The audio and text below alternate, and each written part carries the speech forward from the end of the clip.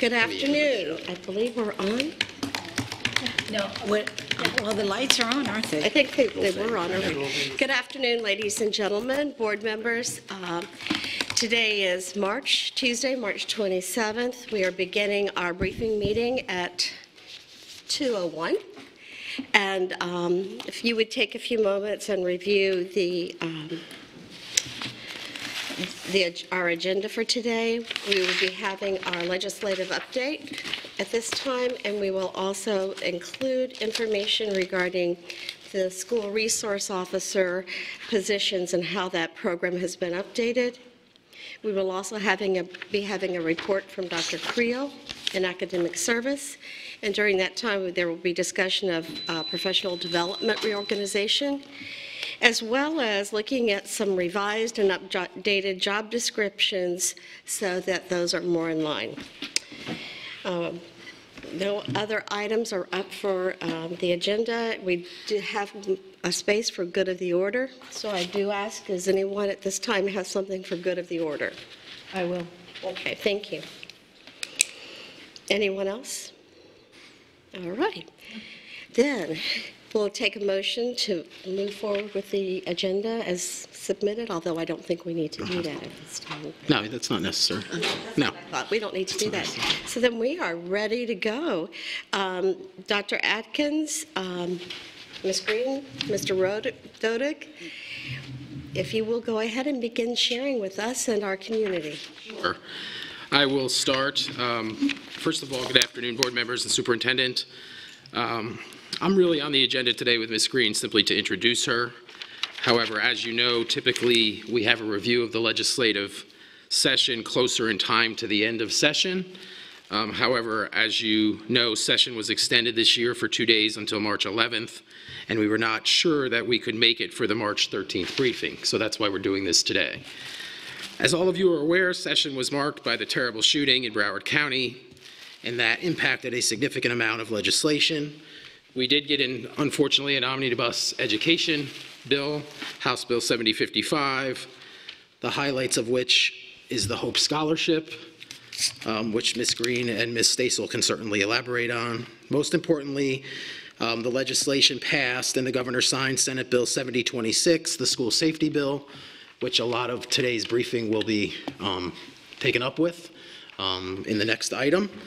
There were also other bills impacting us that were passed, most notably language in House Bill 7087, the tax bill which requires OPAGA to conduct an audit prior to a sales tax referendum. With that unfortunate news, I will turn it over to Carol Green and Ashley Stasel, our legislative consultants, who will be able to fill you in on what, where, why, and how things happened in the 2018 legislative session. Ms. Green. Thank you very. The red light is on, so okay. I need to get a little closer. Is all it looks like. Thank you very much to all of the members and to the superintendent, Mr. Dodig. Thank you for inviting Ashley Stasel and myself to be here with you today. I would note this is the first time that we've ever had the opportunity to officially meet with all of you. I know that I believe I've met with each and every one of you over the years.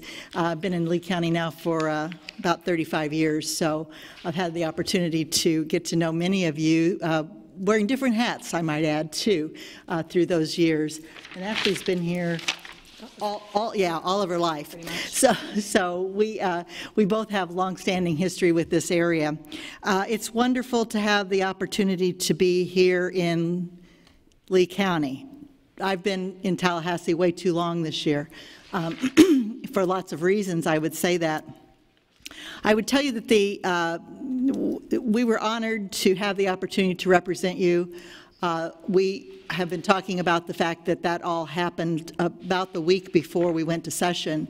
So that's why we haven't really had an opportunity to get to have this opportunity to meet in public with all of you. So we welcome that today and look forward to being able to do that many times in the future as we plan and make our plans and priorities for the year as we go ahead.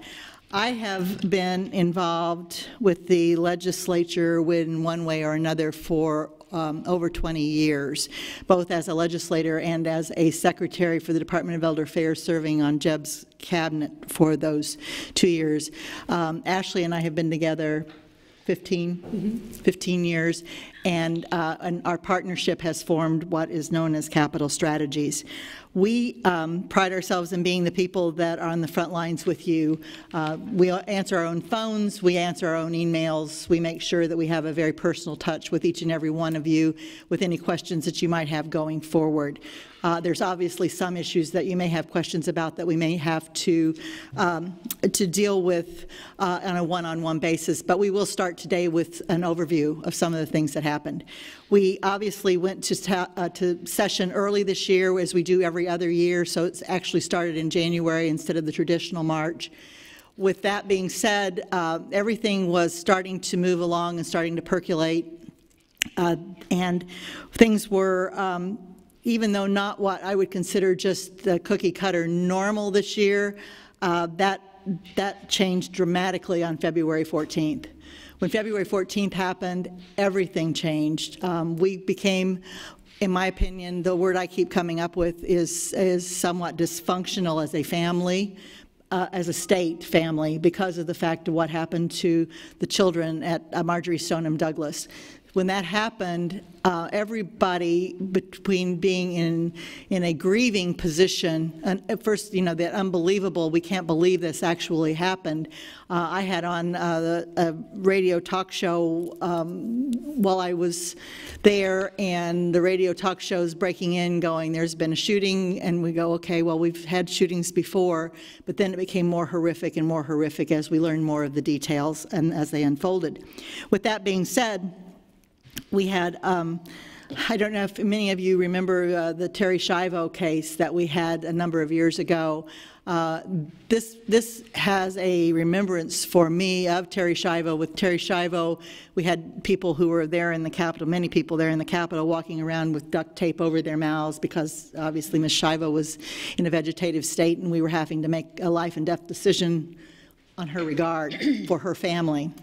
These children that came, and there were a lot of them. They say over 1,000. I believe that. I have photos that I can show you. I know I was sending Ashley some of the videotape of the children because I went amongst them to hear what they were saying. Both when they were on the front of the old Capitol, and also whenever they were in the rotunda, and whenever they were outside the Senate and the House office buildings. We had a number of them laying down pretending to be dead. We had a lot of them that had makeup or things on that made it look like they were bleeding. We had a lot of signs, and it had a great deal of impact on everyone. It certainly had a great deal of impact on our legislators as they crafted a bill in a very, very, very short period of time that they've sent us home with. And that bill did come with a little bit of money, about $400 million, but you know, that's always a big concern too, because it was crafted so quickly that we know that there's going to be probably some things that need to be looked at again as we go forward, and I would just put that there for you to think about as we move forward about priorities for next year as we start analyzing what really happened with that bill. Because of the fact that we extended until March 9th, and today is the 27th, everything's just starting to settle a little bit. The governor's being presented bills every day. He has signed a lot of bills. He vetoed very, very, very little in the budget. And as far as we can tell right now, he has vetoed no bills, no substantive policy bills yet. Although I don't expect that there will be much of that happens, because you'll also note that in the report that Ashley had sent out yesterday evening, there's only 16% of the bills that were filed have actually passed. That number is a bit off only because of the fact that now that they do in the House, they do appropriations bills with numbers. That inflates the numbers somewhat of the number of bills that are filed. So the 16% may be just a little skewed, but at the same time, that's a very, very low number. There were some major education bills that passed as per Mr. Dodig's comment there. I'm glad to let Ashley address some of that and give you kind of a shot we're not going to read the bills to you. We trust the fact that you all will read all of the information that you want there, but she thought she might just touch on a few things that did happen. Hello. I'll address two bills specifically that were our major bills, 7026, which is the Marjorie Stoneman Douglas High School Act, and then House Bill 7055, which is the major K through 12 legislation. And they're very large bills, so again, I don't want to bore anybody by reading specifics, but I will go hit some of the highlights. Specifically in the Public Safety Bill 7026, there were three areas that they really hit on in that bill, and it was mental health, some gun safety acts, and then school safety. Specifically under mental health, this bill does allow law enforcement officers that take into custody anyone that's been involuntarily Baker Acted. It allows them to take their firearms and ammunition away on the scene, and then also allows them to take firearms and ammunition out of their home, but it's voluntary. It also prohibits a person who has been adjudicated mentally defective or has been committed to a mental institute from owning or possessing a firearm. Under gun safety, it does require a 3-day waiting period between the purchase and delivery of a firearm or until the background check is completed, whichever is later. It does provide exceptions for that, for law enforcement officers, for correctional officers, for service members, and a couple of other things. I think specifically it was if you'd had a hunting license or had taken specific courses, you are exempt. It also prohibits a person under 21 years of age from purchasing a firearm from a licensed firearm dealer, importer, or manufacturer, and it also prohibits the bump fire stocks beginning October 1st of this year.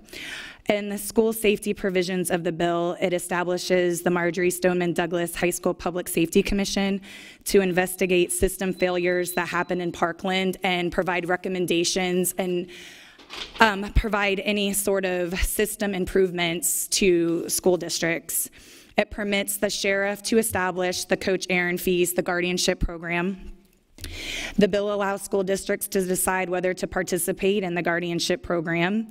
A school guardian has to complete 132 hours of comprehension firearm safety proficiency training, 12 hours of diversity training, pass the psychological evaluation, an initial drug test, and subsequent random drug test after that. No teacher will be required to participate in the program. In fact, legislation provides that personnel that are strictly classroom teachers with no other responsibilities cannot participate. However, there are specified exceptions to that. It requires each district school board and school district superintendent to cooperate with law enforcement agencies to assign one or more safety school officials at each facility. It provides that the school district has to formulate and prescribe policies and procedures for hostage and active shooting situations. It also creates a mental health assistant allocation within the FEFP to provide funding to assist school districts in establishing or expanding school-based mental health. As far as the appropriations for the bill, as Carol said, there were $400 million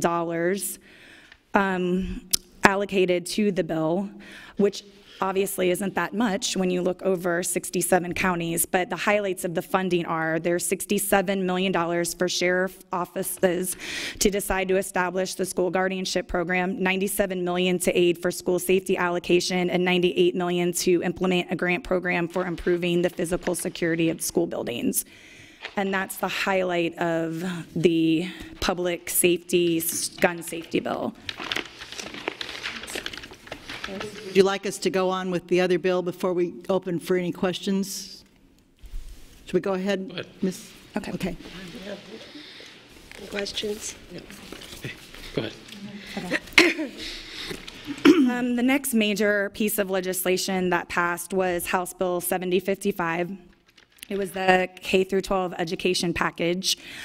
And again, there are several different key pieces of legislation within that legislation. It's a rather large bill, but this is the bill that establishes the Hope Scholarship Program.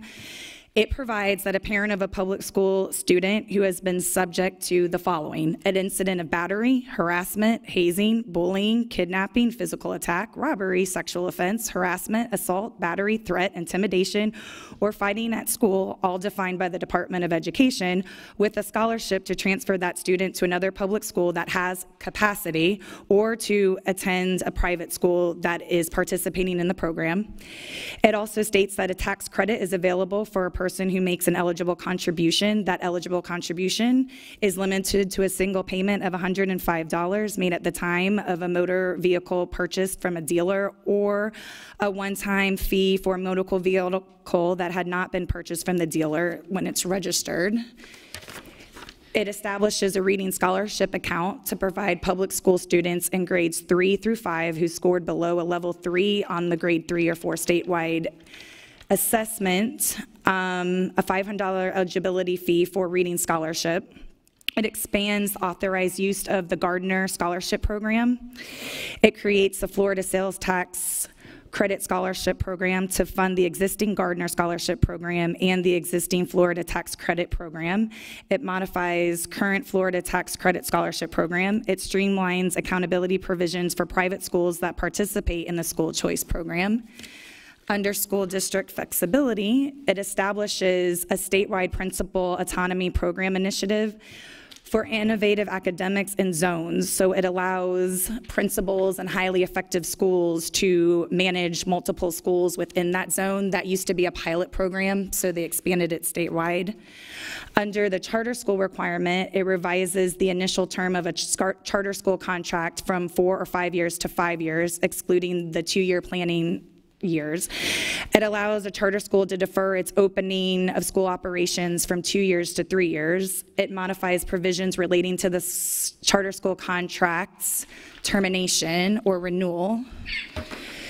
It requires that any tangible property that has been properly classified as surplus, marked for disposal, or otherwise unused by a district school board to be provided for a charter school use on the same basis as it was made available to other public schools in the district. That was an issue for a lot of charter school-supported legislators, and I remember that coming up a lot.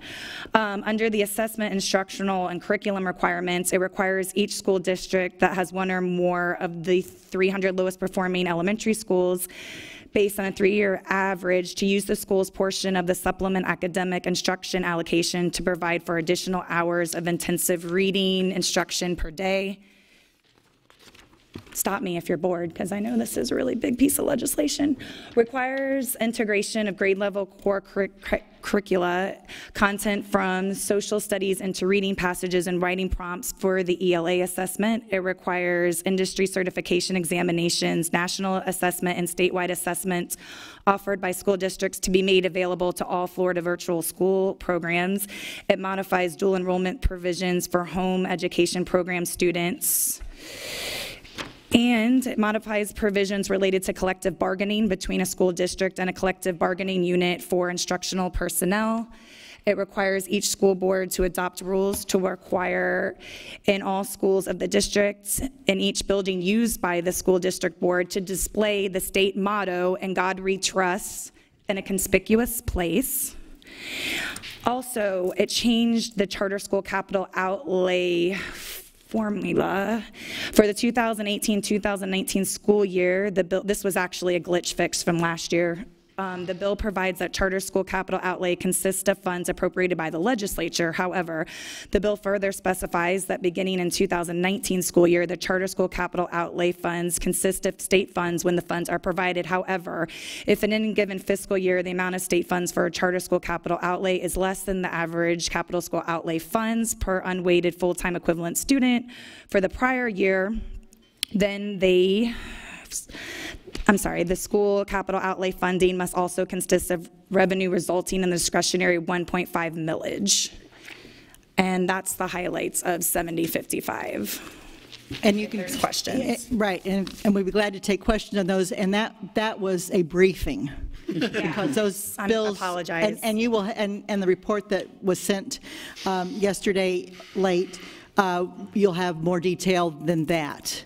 That was, I think she probably You used a lot of highlighter. I did. You used a lot of highlighter there. There were also, and certainly stop us if you have any questions on that, but we'll keep on just giving you more of the report. We do note that the audit piece that we had talked about off and on about that has to do with the sales tax situation that we find ourselves in. That audit piece was something that had reared itself up pretty early on, and it was on a bill that didn't pass, but we kept figuring it would show up somewhere else. I mean, we knew it was going to show up somewhere. We had that opportunity to have that conversation with Mr. Dodig about, you know, and others about, is that a real problem, or is that just another one of those situations where you just feel like someone just punched you, you know, or is it a real problem? Are you afraid of that? And no one's afraid of it. And that was the general consensus. No one is afraid of that. In fact, I believe that one of the things we talked about is we welcome that, because that actually goes in our favor. That did show up in the waning hours. Dr. Atkins wants Oh, I'm sorry. Go ahead and finish your thought on that, and then I just had a comment. Sure. And it did show up in the last few hours, actually, and it showed up in the tax bill. Which is not necessarily where we would be expecting it to show up, but it did show up in the tax relief package that was the tune of $171 million of tax relief, and they stuck it in there instead. So it did pass. It was in there, and that was one of those things that, again, it was in the last hours, and just was surprised to see it in that bill. Right. Well, just what I was going to say is a commentary is that since that did, get passed, Mr. Blurton decided to be proactive, and so we as a district have responded and have actually sent a letter up and said, you know, we welcome such audit, that we want to put you on notice so that you don't forget about us, but we have a piece of, we want to put our half-penny sales tax. It's on the ballot. It's coming up in the fall, and we want to make sure that we get on your docket so that you're able to complete whatever you need to complete, so that we are all in compliance prior to going forward in November.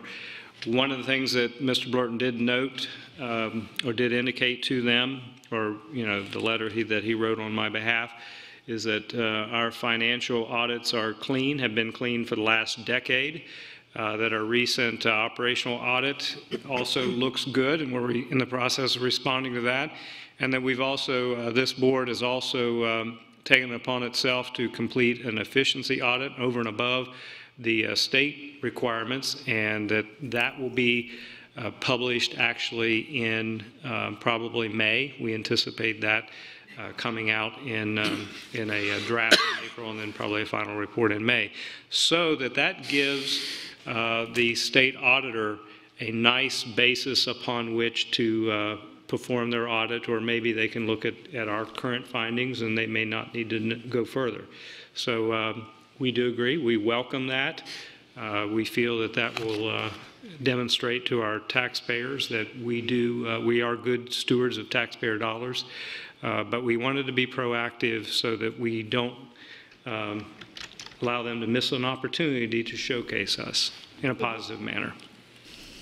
If Ms. Patrica, I think, had her. So, Rob, when you first talked about the OPAGA, is that how OPAGA, yes. OPAGA Yes. audit, you said unfortunate. I don't think it's unfortunate at all. Okay. I share Dr. Atkins' sentiments. I welcome it. Bring it on. What's really cool about this is they're making us do something and they're paying for it. How often does that happen? Right. Yeah. The key is, I think, to point out, which piggybacks Dr. Atkins' comment, the bill doesn't take effect, the law doesn't take effect till July 1st. So Mr. Blurton's proactive stance is, I think, appropriate, because really they can't do anything under that law until July 1. So, and the sales tax is set for a vote in November.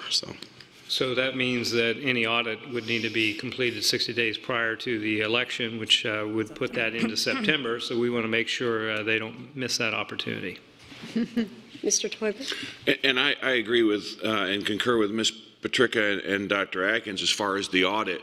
A couple things worth noting. First off, the state law, if I'm if I'm right in reading it, requires us to audit the area upon which we're looking to apply the money. So that would be our capital expenditures and how we do based upon our Appendix A and our thing moving forward, which I think is a good audit to validate what we did on our construction, because one of the issues will be our construction audit, and we have a whole new process, so let APAGA do it. Right. So I think that's a good thing, and I really look forward to them seeing what we've done, because we've looked at that a lot. Unfortunately, as we know, who've been here in the past, an APAGA audit takes anywhere between 14 and 16 months for them to complete, and then by the time the process with the feedback, it's a good 2-year process. So I just wanted to make sure, and I know that Dr. Atkins has gotten with our board attorneys, but that our lobbyists are on the same page, the fact that it's not an onus on us that it has to be completed. They get 3 months to complete it, and if they do, that's great. But if they don't, we're still moving forward because the impetus is on them to get it completed. Is that correct? Address that? Do you want me to? I was just going to say that's correct, and they have to procure is the exact word they use to SCPA. I'm not exactly sure, and we need clarification about what procure means. Do they have to bid it out? Can they just hire someone out to do that? That's the part that is fuzzy to me that we need to get clarification on. It's ironic because Ashley and I had this very conversation this morning, because we were looking at dates and looking back to, here's your election date, so how far back do we need to go? So just this morning we were talking about that very issue, so yes. Yes to everything you said. So I mean, I think it's great, even if we just to continue. So even if we don't get it by the election, I still think that's something that this board encourages. We want to see how our capital is. We feel we're a model for the state, and we'd like to have that report anyway. So it's a good thing. And like Ms. Petricka said, the fact that they're paying for it is rare, and we should be grateful. So.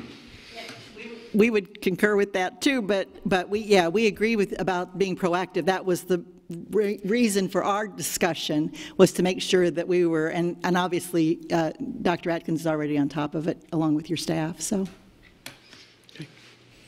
Other questions in that of anything we've covered? If not, I have a few other comments that I would like to share, if that's okay. Obviously there were some other education bills that none of them really raised to the issue of the two that Ashley was able to outline for you. And we obviously didn't take time to talk about higher education because that's just a whole nother issue, but that was another big education bill that came out of the Senate. Every year that we go to Tallahassee, I think it's really important for all of us to remember and to know that we really do have very strong leaders there. And when I say that, we have very strong leaders. We have three. We have, obviously, the governor, the president of the Senate, and the Speaker of the House. And each and every one of those, happens to be gentlemen right now, each and every one of those gentlemen have their wants and desires for going into session. And some they will tell you, and some they won't tell you. So their priorities are theirs, and this year was different starting out until we got to February 14th, different from the standpoint that people were at the start of this legislative session, I hate to use the word, but it's the one that comes to mind, playing nice, as opposed to previous years. What I mean by that is that Senator President Negron and Speaker Corcoran, we felt pretty certain we could read the tea leaves and tell what their big goals were. And their big goals were this. The President of the Senate, President Negron, still has 2 years left. He's still debating on whether or not he's going to resign or whether he's going to serve his term out. But his big issues have always been water issues. You know, he's always been concerned about that. He comes from the St. Lucie area, so he's concerned about water discharges and about Lake Okeechobee. But a bigger concern for him is actually rewriting higher education. And that was one of the things that he came out with early on, that this was really important, really part of his legacy. That and the water stuff were really part of his legacy. On the other hand, what we have in the House is we have Speaker Corcoran, and one of his biggest issues has always been charter schools. And that's driving him, that drives his priorities. And there's no mistaking that is where that's at. So I think that early on, everybody went, okay, this is where I really want to be, and this is where I really want to be. course, when Parkland happened, then again, things changed somewhat. But you'll note that whenever you look through budget numbers that you have in your packet that was sent to you, and the other information that you're receiving from your other statewide organizations, that there was a supplemental gift to charter schools of $30 million that came in the waning hours of session 2. It came in 2 packages, one of $25 million and one of $5 million. That is essentially what you would consider your supplemental budget, or your what we call your speaker's pot of money. And that's where it went. So that happened at the very end too. So we saw that happen. We understand that. There's no hiding that. That's just, even though it's a supplemental piece, it isn't actually, and the supplemental pieces usually are not heard in public forums, and are not as transparent maybe as some of the other parts of the budget. The budget this year went quickly, even though there was a delay in actually getting it signed off on. And some of the delay came because of Parkland, and some of it became because of priorities of leadership. But in saying that and looking at that, there were very, very, very few passes back and forth in the conference committee structure that I have been accustomed to in the past. And a lot of them were very short meetings where we really didn't do the line items that we had done in the past. Some of that, again, I really believe that we had a lot of legislators who were so shaken by Parkland that it really threw off the entire structure of a session. I mean, we had meetings that just got canceled. Committee meetings and things. I think that was really based on the fact that people were just so disturbed by that. I should have one of the things I had a question about is PICO dollars in terms of the split between capital, or between charters and traditional districts. Do you recall what that was? I don't have that off the top of my head. We're glad to look at it. We'll get it for you. I just don't recall it right now, because I know that there is. Obviously, the percentages are there. Right. Mr. Teuber? I think that public education actually dodged a bullet because it was very clear from last session, from the previous session, a session before this one, that Speaker of the House Corcoran was doing what he could to facilitate charter schools at the detriment, many of us in public education feels, at the detriment of public schools. And I think that's a continuation of, this has been a mainstay with the foundation and up in Tallahassee since the Jeb era, when you were there as well, that the continuation, it goes through, and I think that we would have had more charter school entitlement and to the detriment of public schools had this not been derailed by Parkland. And even though Corcoran, I think, is moving on, I think the sentiment continues up in Tallahassee. But I think one thing I want to share with the board, and I want to direct it to our lobbyists as well, is it didn't dawn on me. It was always kind of us versus them, and it's been that way through public education. And we're kind of fighting a headwind going this. And then Representative Rodriguez spoke at BUPAC not too long ago, and some of our board members were there attending. And it became very, very apparent to me, because he started citing examples of school districts where, people were, because we had a lot of people in BUPAC that were supportive of the Lee County school system. And they said, wait a minute, then they talked, even though we have a great relationship with our charter schools, they said, they were showing the disparities between all the things that charter schools are getting and why we're not.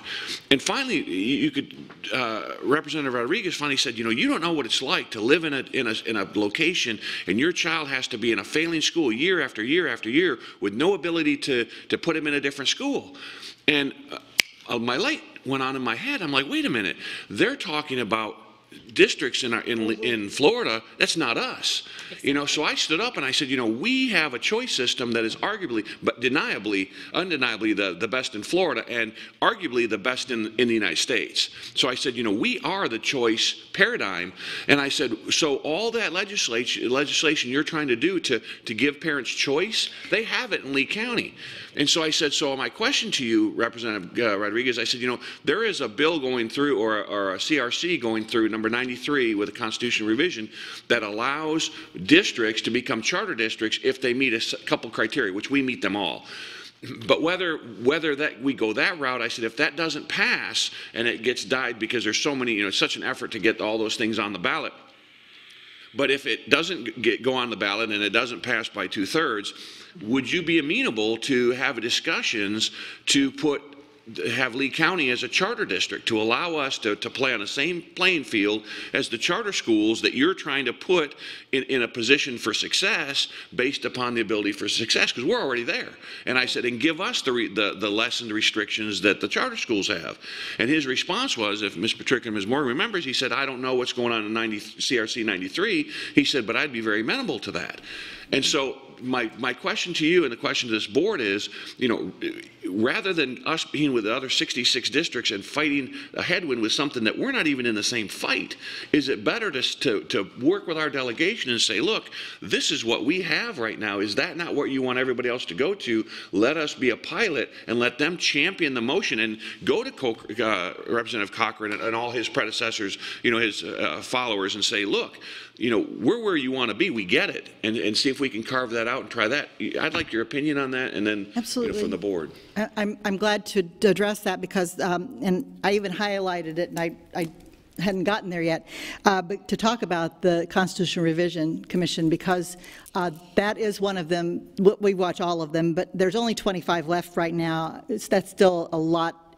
In my personal opinion, that's a lot to go on the ballot. But they're just in drafting, but they're down to 25 in drafting. Out of that, 6 are education, 4 are, 2 of them are higher education. So we have 4, and one of them being 93 that we're watching. And back to your point with him and with others is that I can tell you from my own past experience as a legislator and even today that it is a fault of our state that we have to pass laws that are cookie cutters. Exactly. Because that doesn't, what it doesn't work for you, and to your point, it doesn't, because you're in a situation, and choice is a very important piece to that, and a lot of people don't even understand what that means. And it's been a huge success, and so it seems to me that that's something to look very closely at, to be able to move you further down the road into morphing into what you need to be for a public school system. That being said, it is a problem for legislators to have to pass laws for 67 counties, especially given the makeup of some of those counties. You've lived here a while, I've lived here a while. You can't drive from one end of our state to the other even if you're 21 years old. I certainly can't do it, and we're in 2 time zones. I can tell you visiting Pensacola is not like visiting Key West. Mm-hmm. And so it's really one of those things where we do have a problem when legislators get pulled in different directions.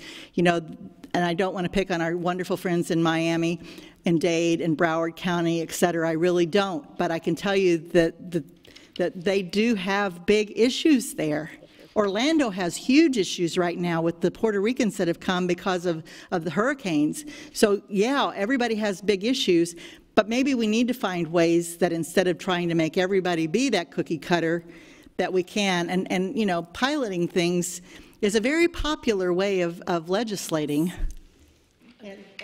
And yeah, I think putting that on the table is interesting. You have a much different take on what Representative Rodriguez said at BUPAC. I have heard Representative Rodriguez use Jefferson County as justification for passing 7069 for 2 years now. Mm-hmm. I've heard him use that justification. Jefferson County is the smallest school district in the state of Florida. There are 700 students in Jefferson County, down from 2,000 10 years ago. There are 2.7 million students in the state of Florida. They stripped us of local control. They violated our constitutional rights as a school board, and they used 700 students in one district as justification to do that. You see it as a positive. He's trying to help kids. I see it as disingenuous. He can stand in front of a group of Republicans and tell them, we saved those kids. Those kids in Jefferson County had no shot. The only thing that they could ever do was go to a failing school. That is the only county in the state of Florida that he can say that about. The only county. It is. So I think it's disingenuous. I think that the next time I'm in a meeting with him and he brings that up, I will tell him I appreciate the spin, but what about the 94,000 students in Lee County? What about the 2.7 million students throughout the state of Florida? Because that law hurts them. You might have helped 700 students, but that law hurts the vast majority of the students in the state of Florida. So we went to the same meeting, but we both walked away from it with very different takes on what he said. The Jefferson County thing has upset me since the first time I heard him say it last year. Any other comments regarding this topic or CRC 93? Dr. Atkins. It's just a question, and you may not know the answer to this, but one of the reasons that was reported that Miami-Dade decided to drop out of the 7069 lawsuit was because that this legislative session was going to remedy some of the problems with 7069. I would say that that did not happen. Did not. Therefore, where is Miami today? Or was that not the real reason why they dropped? I have one brief comment, if I may. One of the things that occurred to me lately is I mentioned to one of our representatives that we really needed to see, instead of a punishment in a statute, statutes that incentivize school districts that are doing the right thing monetarily. And then the other aspect is, I just would like for them to be advocates about what we do. If they could just, even if they vote different than the way they want, they need to say what you're doing is hurting my district, which is doing the right thing. I'm sorry, did we get an answer on Dr. Atkins' No, I don't think so. I'm sorry. All right. I can promise you, no one has told me why Miami dropped out. And that may be something that their superintendent would share with you, or someone there would share with you. But I can assure you that if it was done for any reason other than what they said, that's an inside baseball from a Miami area that isn't one that is in my office. So I really, truly, I'm not being flip, I really do not know why they did that. I would always assume that there's something more, but I don't know what it is. And their incoming speaker is from Miami. Yeah, the incoming speaker's from Miami. So read into that what you will. I would also tell you that Ashley was able to pull up the PICO that you had asked about, and it is in your legislative summary too, because the PICO is public schools 50 million, charter schools 145 million. Say that again? I'm sorry.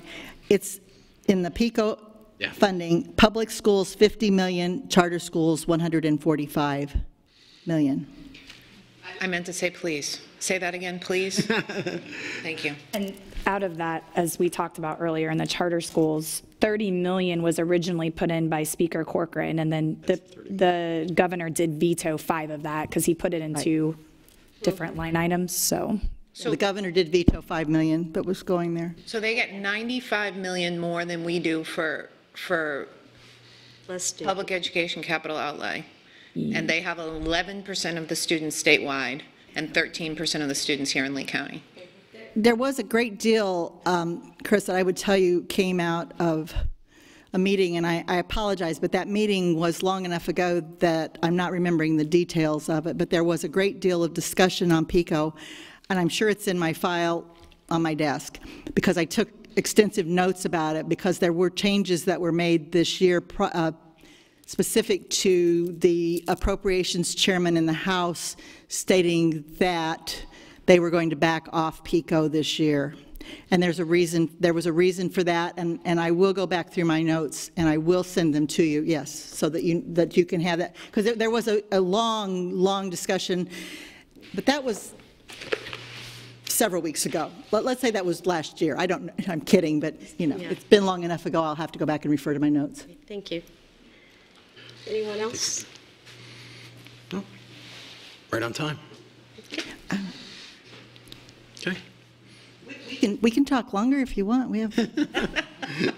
They're holding us accountable to going with our time schedule. Anyway, we are very pleased to be able to meet with you today. As I said, it's nice to actually formally get an opportunity to come before the board and the superintendent today, so we get to know each other a little bit more, and we will look forward to doing that. I would only add one other thing to the meeting today, and that is that Ashley and I were able to sit in yesterday with Ms. Fisher to talk about Baker acting and about the interaction between Salus Care and the SROs and the school board, et cetera. I'm sure we will be doing that again, but we had a very productive meeting yesterday. Scary, but productive, and we'll look forward to having even more of those as we go forward to be able to play hopefully even a more active role in some of the decisions that you need to make. Thank you. Thank you. Thank you. Okay.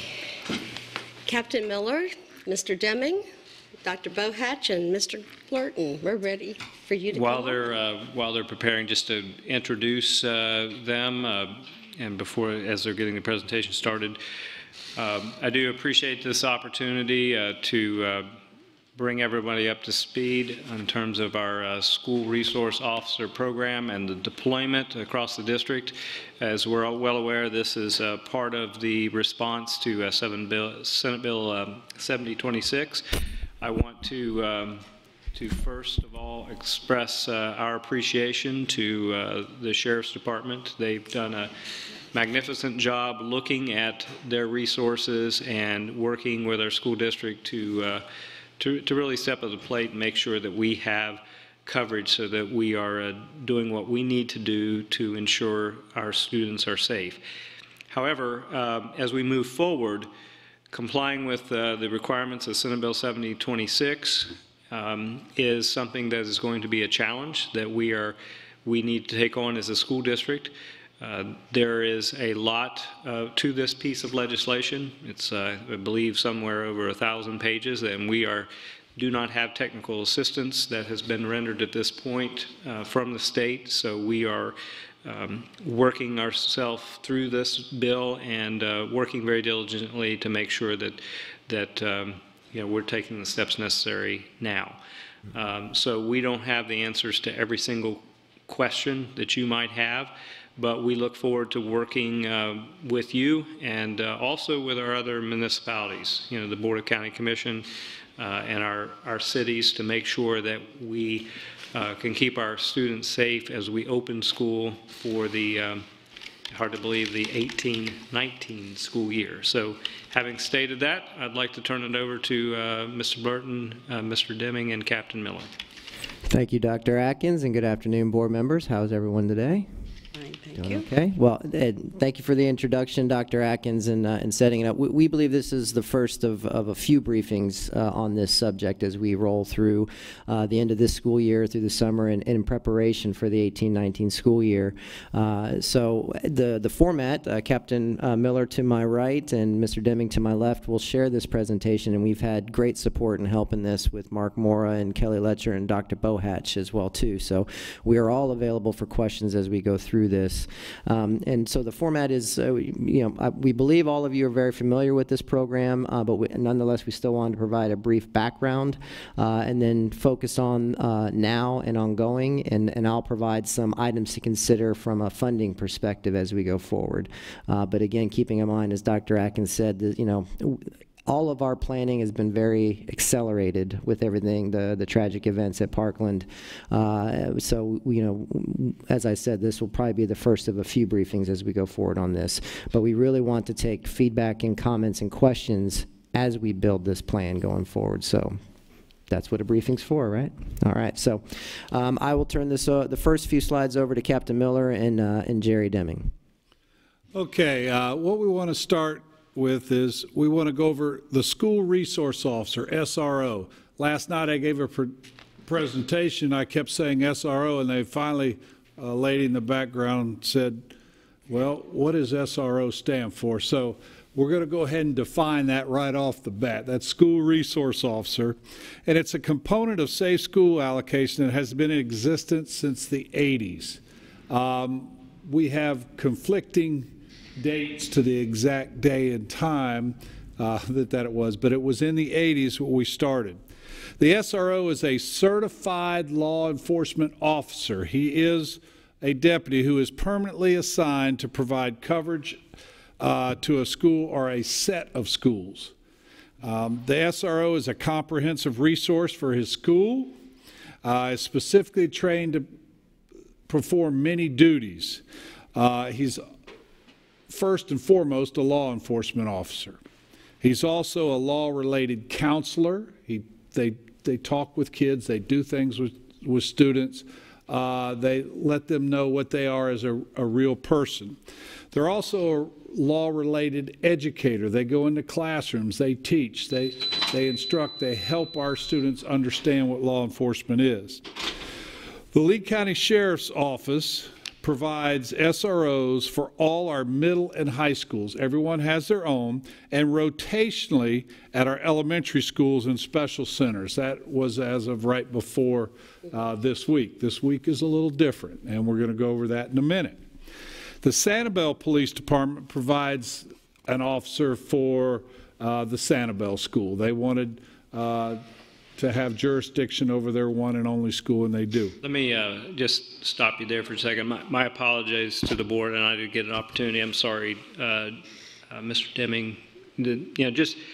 Just give them an overview. They can, they've got the slides in front of them. Okay. And one of the things that they have made it very clear. They don't want it read to them? They Okay. read these slides in advance. That's so easier for me. No reason to go through them like that. Okay. We've had a long-standing relationship with the Lee County Sheriff's Department, a good relationship. They've worked really hard with us over the last few weeks and actually over the last many years to make sure our schools are safe. And they are the people that we want to use to keep our schools safe.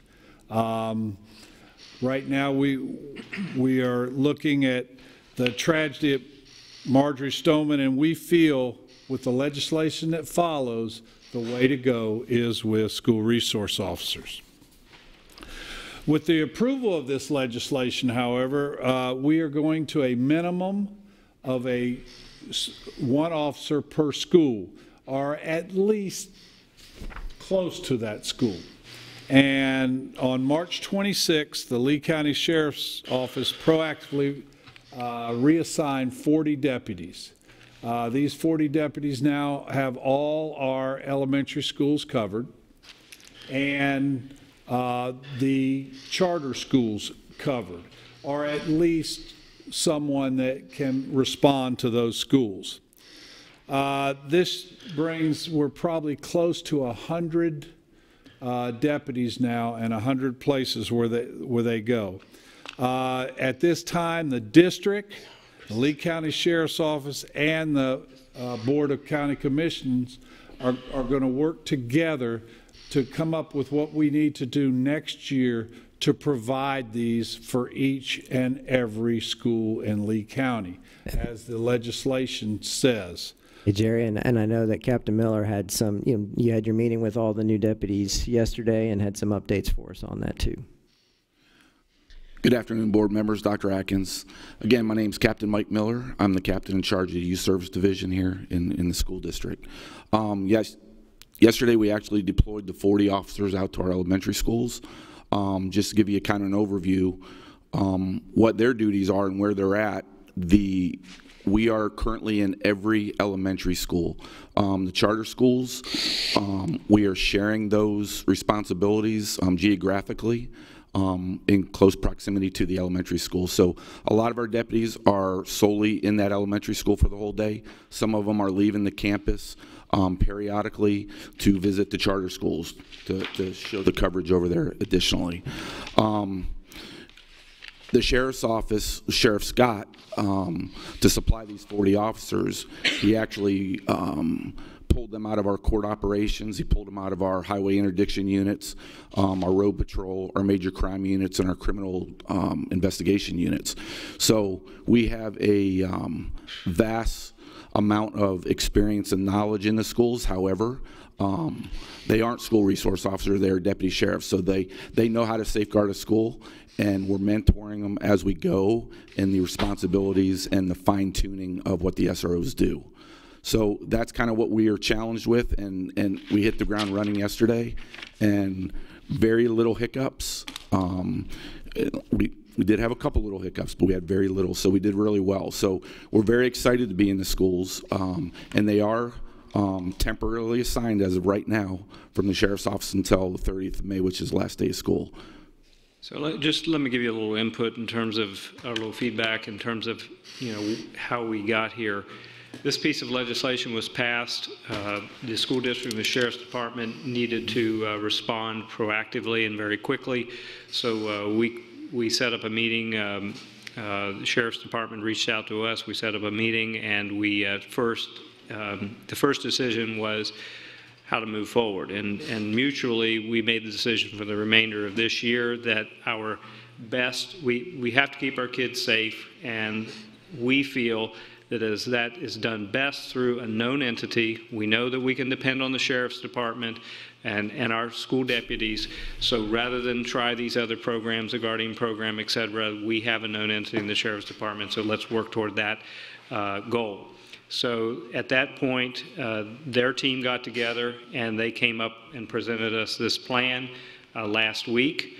And we literally got word late the day before the press conference that they had the plan put in place. Then we did the press conference, and here we are deploying the plan. So this was very, very fast in terms of response from our Sheriff's Department. Now, having said all that, that gets us covered for the remainder portion of the year. But as you heard from Captain Miller, this is obviously pulling resources from other parts of the Sheriff's Department, and this is only temporary.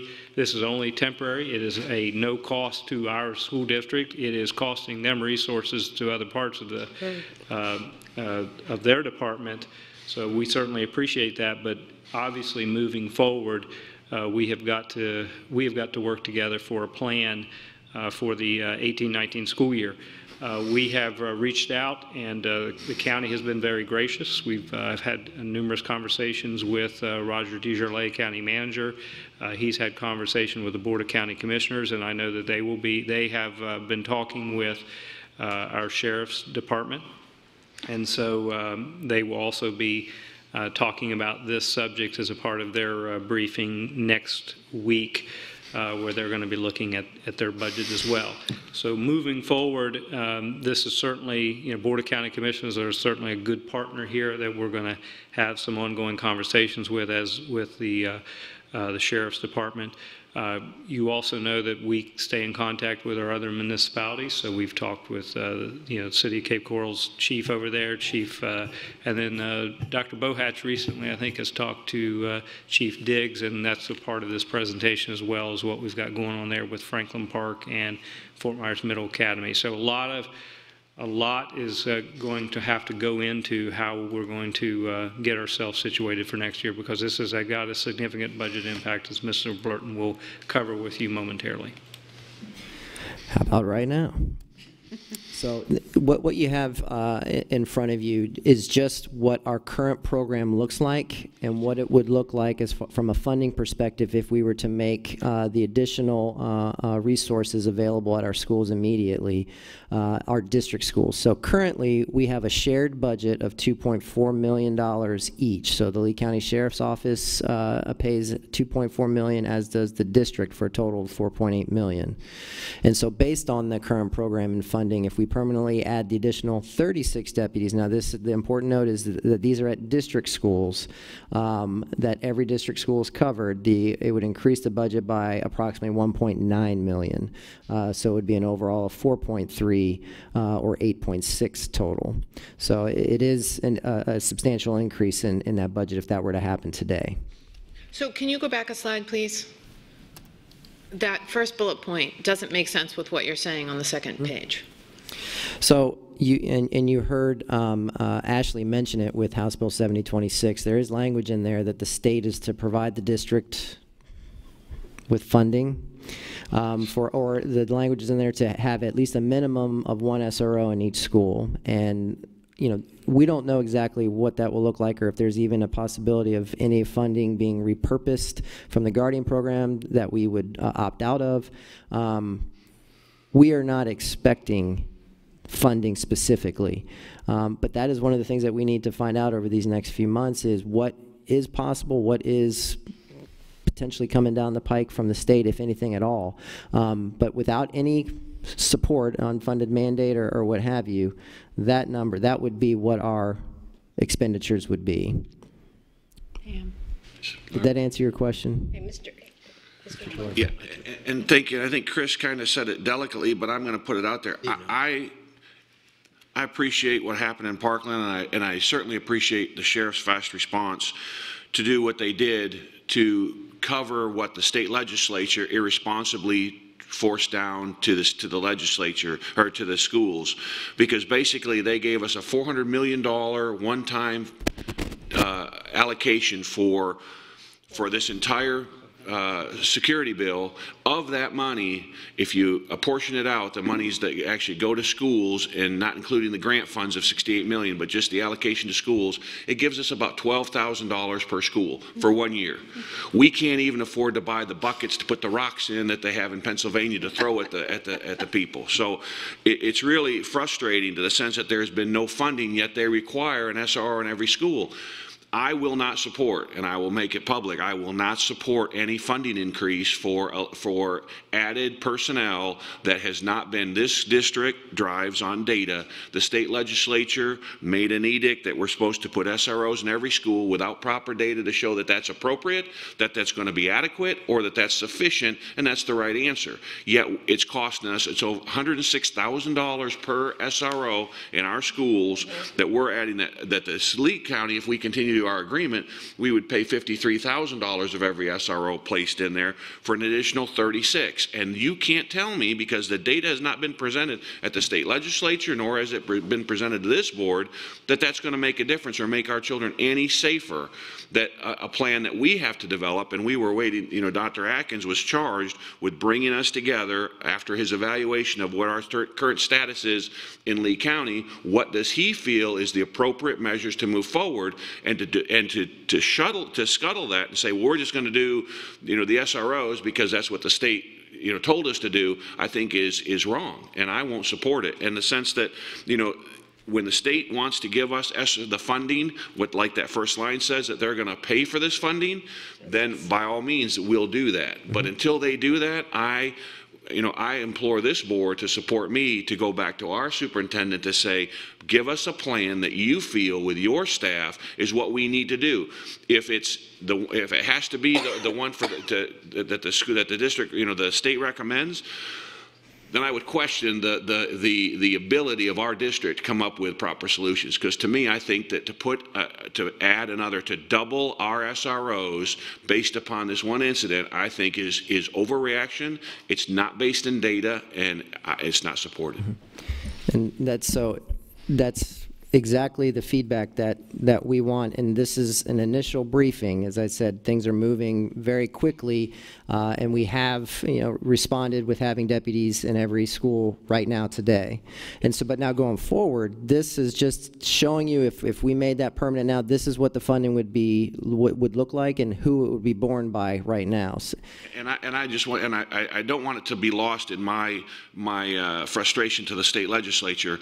Our Lee County Sheriff's Department has always been a great partner with us, and right now we have people, you know, I was at Diplomat Middle yesterday. They have a new SRO in Diplomat Elementary, but they had to pull that patrol officer, as like Captain Miller said, from a patrol. I mean, he's normally in his patrol, and we've got, you know, a opiate epidemic in Lee County. That task force has been cut almost in half. Major crimes has been raided. I mean, just because the commissioners, I spoke with Commissioner Kiker last week and Commissioner Pendergrass this morning, they're in the same position. You know, they want to support Sheriff Scott and Under Sheriff Marciano the same way to be able to do this, but they can't print money and they can't go raid their evidence locker. I mean, those are certain rules they can't do, so they have to do with the resources that they have, and they're in a quandary too. And the commissioners said, you know, we don't know the answer either. So I think it's incumbent on us, you know, if we do that requirement, we're kind of dragging dragging them along with us to say, we need to have your support,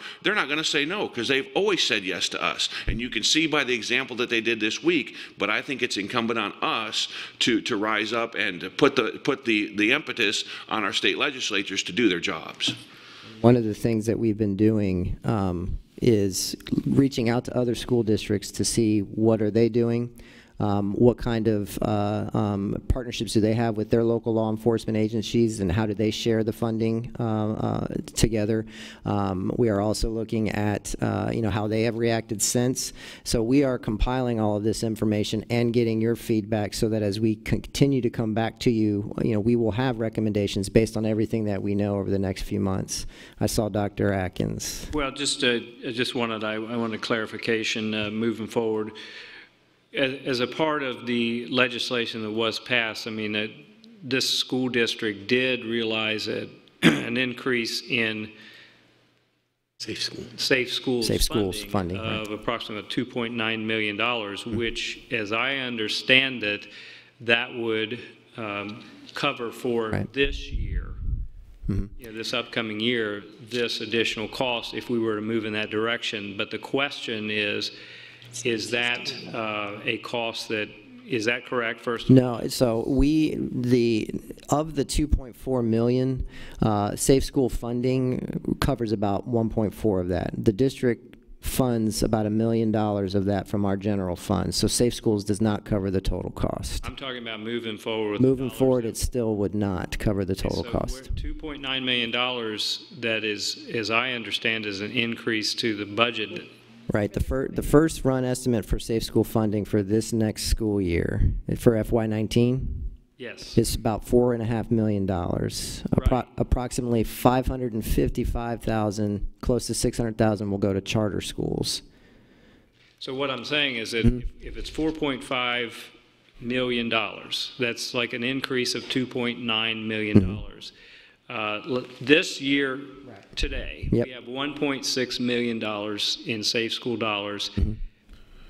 Next year, 18-19, that is $4.5 million.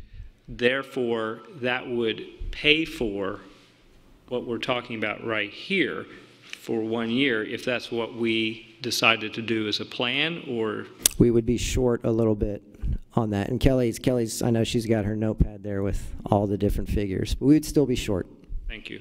So it would cover the increased amount for the school board portion for next year. It would still not cover all of it because we do already pay some numbers over by now. It does not pick up that piece of it that we cover. And I do not know if they funded any additional funding to the sheriff's department or the county for their share. This was assuming 50-50 like we are right now.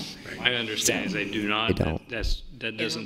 They do not pay anything to those municipalities or the county. That this is just what we're receiving as a community is $4.5 million. So I know that if you were to say to whoever the other municipality is that like the sheriff's department, for example, or the county, it's enough to pay for our portion of it, but it doesn't cover their portion of it. That is correct. Okay, all right. Ms. Fisher. Because if we were to do this in total, if you were to count the amount of dollars that would be our share and the sheriff's share, we're talking about somewhere in the neighborhood in terms of an increase of almost, like $8.5 million. $8.5 million, 8.6. Okay, thank you. Okay, Ms. Fisher and then Ms. Patrica. Okay, and thank you for that. And at the risk of being redundant, I'm just going to piggyback on what Mr. Teuber said. I think that this is not only a school problem. This is a community problem. This is a society problem. And so, that being said, when you're taking, I have a couple of questions. When you're taking 40 deputy sheriffs out of their typical assignments and putting them into an elementary school. Number one, I don't think they've had time to have the training. And number two, how long is the training? And what is the desire of these deputies to be in elementary schools? That's... Okay, I could answer. The 40 that we have right now, like I said, they're pulled from all over the sheriff's office. They are trained deputies. with a lot of experience. They aren't trained SROs, but they're more than capable of safeguarding the campuses. The plan was, if it does move forward, there's an SRO Academy that we attend. That's basically a 40-hour block, and I think they're increasing it to 60 hours now. It's an additional cost. It's additional. It's through the academy, correct? Right. There's CIT. We're CIT trained, critical incident training for juveniles. We deal, of course, a little bit different with the Baker Act situations than the road patrol. So we are trained, and it does take a little time to train. Most of our training takes place during the summer because we're contractually obligated to be in the schools during the school year. So we use our winter breaks, our summer breaks, and our spring breaks for training. So the deputies that we do have, again, are just temporary. They are highly trained deputy sheriffs, and we are every day visiting their schools, answering their questions, and assisting them with whatever their duties are that they don't really understand. So we're leaning on the school district and the principals to assist us with that. And I feel as a team that there's nothing we can't accomplish during this next 60 days. And I have no doubt about that, but as a citizen of this community, then I worry about what is not being covered elsewhere. And, you know, I mean, an act such as what happened at Parkland has happened in churches and in shopping malls and can happen anywhere. So I really, I think that it was a response to the voices of the community. We want the kids to be safe and we want something done now. But, you know, it is temporary, and so I think that we need to include other considerations as we move forward as a team to plan for the safety of our students. Dr. Atkins? And also, it was a response to the law. I mean, Yeah, because I we understand that. you know, this was a piece of legislation that, you know, we were required to adhere to as of March 9th. So, you know, we had to respond very quickly to bring ourselves in alignment with, I think, the spirit of the law as best we could. And so I mean, I totally understand what you're saying, because we obviously are dealing with, if you go to our schools, some of the fallout of some of these issues, whether it's mental health, opioid abuse, or other substance abuse issues that show up directly in our schools, and we have to deploy other resources to handle that. So, you know, I hear you, but I also want to understand, you know, part of this is about you know, the law was signed, and we had to move to respond. And I understood that. I just wanted to bring those other points up as a matter of future conversation. All right. Chris, you were going to. Chris, I think that was my question. We're required to have either an SRO or a trained member of the Guardian program in every one of our schools, right? So go ahead. No, I was going to say safe school officer at each public school. Okay, so Yes. how do I not pay for an SRO? Not that I think there are alternative solutions to the district paying for the SROs, and I will talk about those later. But how do we not put an SRO in every school? I'm not sure what it is you want us to support that would bring us in line with the requirements of state law. I think. I'm not being sarcastic, I really don't No, understand. and I think we need to make it very public that for us to do that, something's, you know, the state legislature, at some point, our public needs to step up and say, you guys need to get a clue. You guys need to do your jobs. You can't require people to do things and not fund it and expect it not to impact it. Like Ms. Fisher said, this officer that was at Diplomat Elementary was pulled out of Pine Manor. I'm not aware if you're aware of the crime rates in Pine Manor, but to have one less deputy there, not only is it a disservice to our community, it puts our other officers at risk, because now you don't have enough to actually cover themselves, you know, and I know that they're like, oh, we're okay, because they're tough cops. I mean, they're good, but it's the reality. And so somebody needs to hold somebody accountable, and I want this board to be public enough to say, look, we can't afford it. If we're going to do this, you know, and you talk about how other districts are doing it, you know, Manatee, Sarasota, they just both passed property taxes last week. So they're getting extra money that this county says they're not going to, we don't have that money. We don't have enough to pay for what we're trying to do now, and now they want us to take more operating dollars out, and they wonder why we can't hire teachers. So something has to give, and I think that this board has to be very public to the media, to the public, and to say, look, we understand safety, but you can't squeeze a balloon without it popping out somewhere else. And people, I don't think anybody, all they do is they hear our legislature, we passed this great bill and we're putting SROs in every school. Well, no, you're not. You're forcing us to do it without any money. How do we make that happen? So that's my point is that if we just figure it out, something's going to suffer. And at some point, our infrastructure, our operations cannot endure this continued misplaced responsibility and irresponsibility that's being forced upon us. Totally hear what you're saying, and it's like you wrote my board report, because I'm planning to say almost, well, I won't say it now because you already said it, at the end of the meeting. You forced me. But what I don't understand is you're suggesting advocacy, which I think we have all tried to do surrounding many issues, and we cannot get our state delegation to listen. They will not listen. So are you suggesting that we don't fund SROs in our schools? No, I'm saying my position is that, for example, we have Sanibel, we have Fort Myers, we have Estero, we have Bonita, we have Cape Coral, we have the charter schools. We will send them a bill. We're required by state law. They're under our auspice. We'll make them, just like Trump, have Mexico pay for the wall. We need other people. We can't expect that, just because our sheriff's department, which is funded by our county commissioners, because of the relationship that we had, cannot put the whole burden on them to fund this. So the pain needs to, it's not going to change unless everybody feels the pain that we are and have been insulating everybody else from. So if we have to do it, everybody else needs to be held accountable as well. Okay. Dr. Kunkel, I'm just going to remind people at this time we are past the 30-minute time lot. So discussion can be kept to a minimum.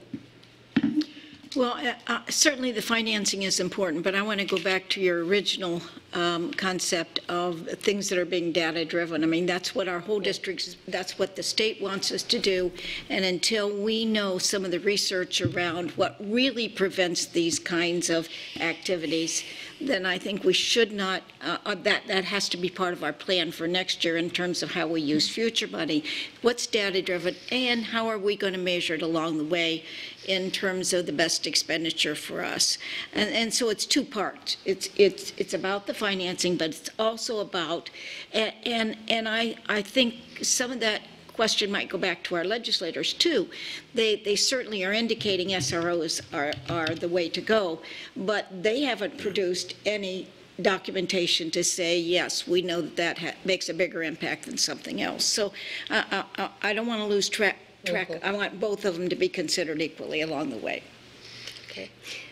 Mr. Blurton and team, will you go ahead and continue moving forward? Absolutely. You have, please have the confidence that we will do all of the research. We'll look at other school districts, get the data that is necessary to make an informed recommendation and ultimately decision on where we go for this next school year. And again, our thanks to Captain Miller and everyone at the Sheriff's Office for, for responding so quickly and just being proactive in that process with the new legislation. And we will figure it out together.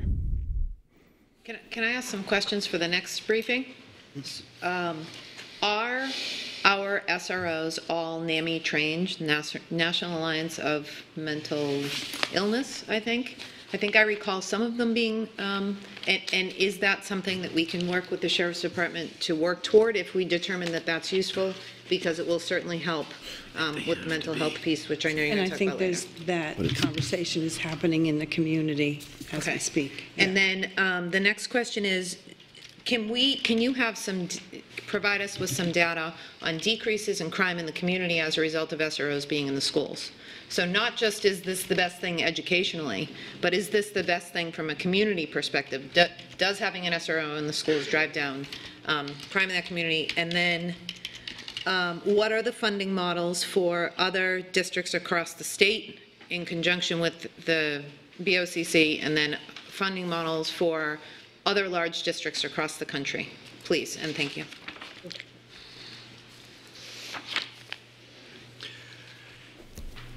Is there anything else you needed to share? Just that we've started some of that. We have some of that in our next briefing. We'll have all of that data for you.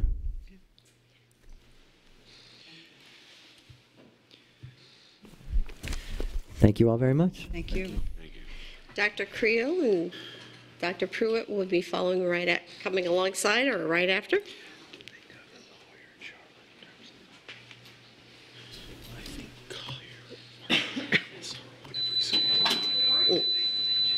Well, I wasn't into your. I was talking to Karen. I don't think so. I don't know. Yeah. I have such an angle. Goodness gracious. Oh, yeah. I don't think Jerry's.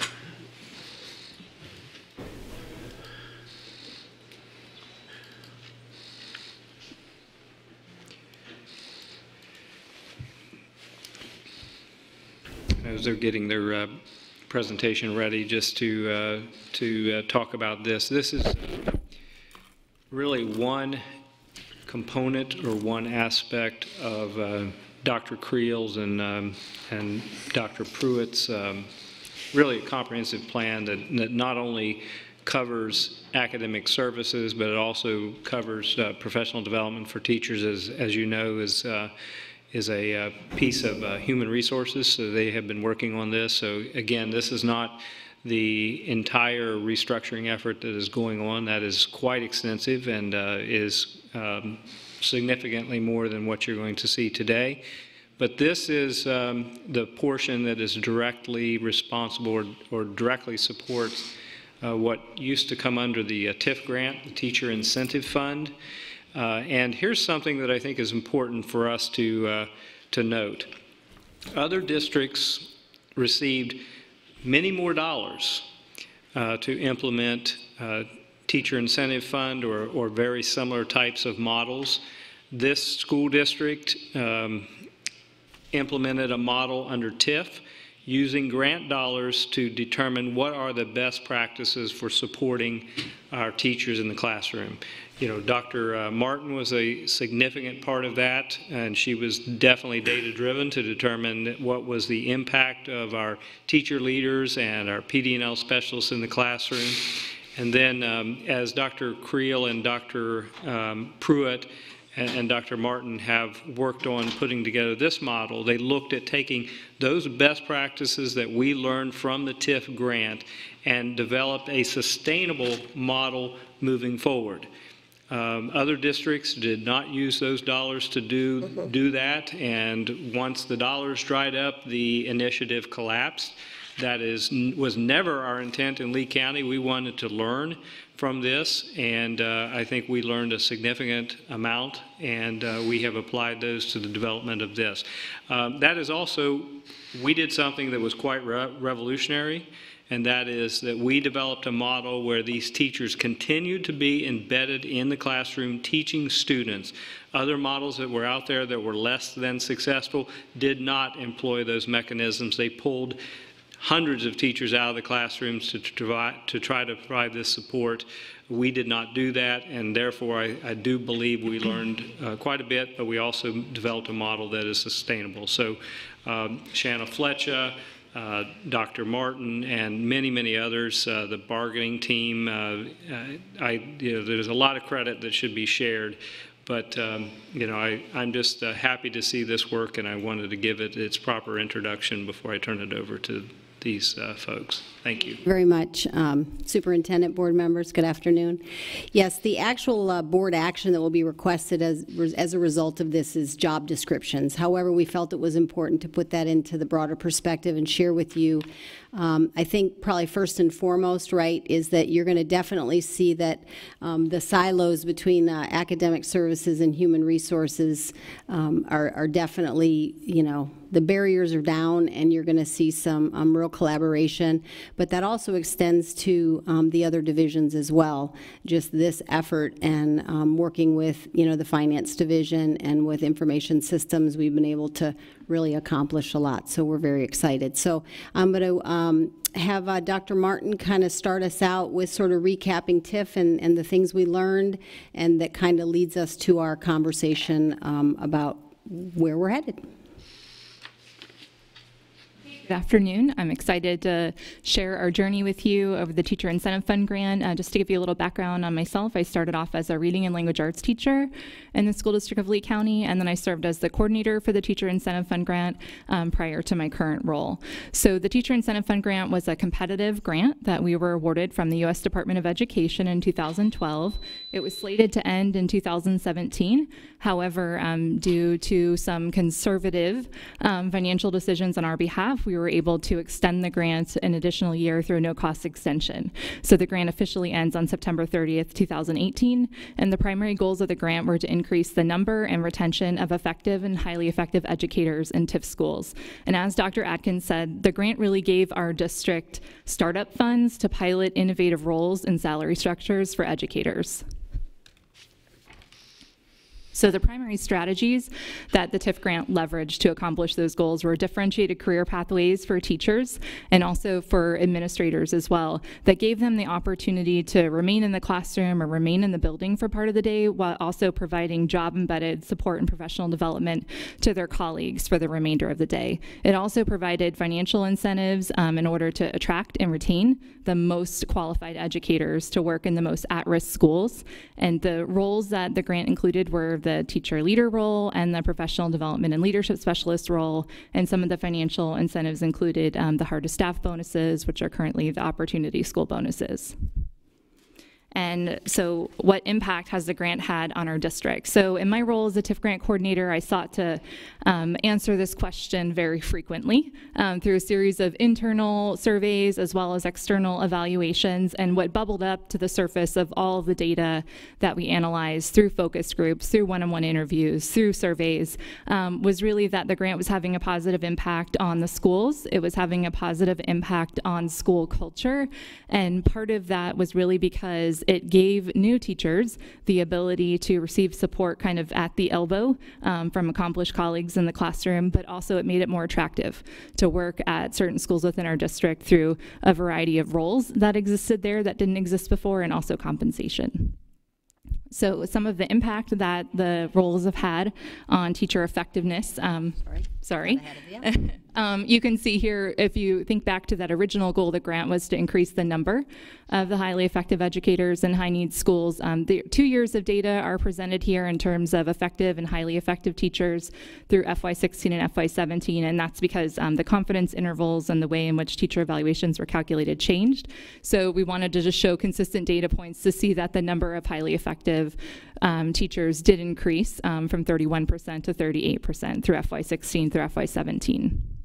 And that change, and then, you know, correct me if I'm wrong, but part of the reason that you saw that change is that the state decided to change the algorithm for determining what highly effective was. I mean, we had our own algorithm that we were remaining consistent through the years, and then all of a sudden they changed that algorithm on us, and so that means that we could not measure that data over the total breadth of the grant because they changed the definition of it on us, which is frustrating.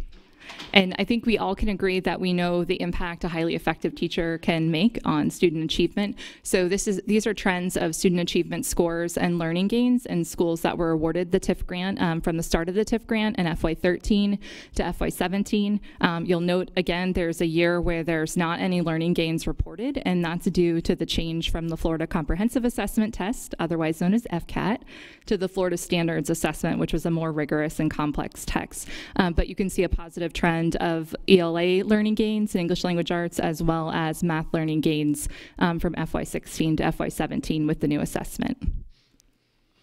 And so many of our teacher leaders supported students who were scoring in the lowest 25% of their grade level and subject area. So this again is a trend of data over FY16 and FY17 showing a positive trend in reading gains and math gains for the lowest 25% of students.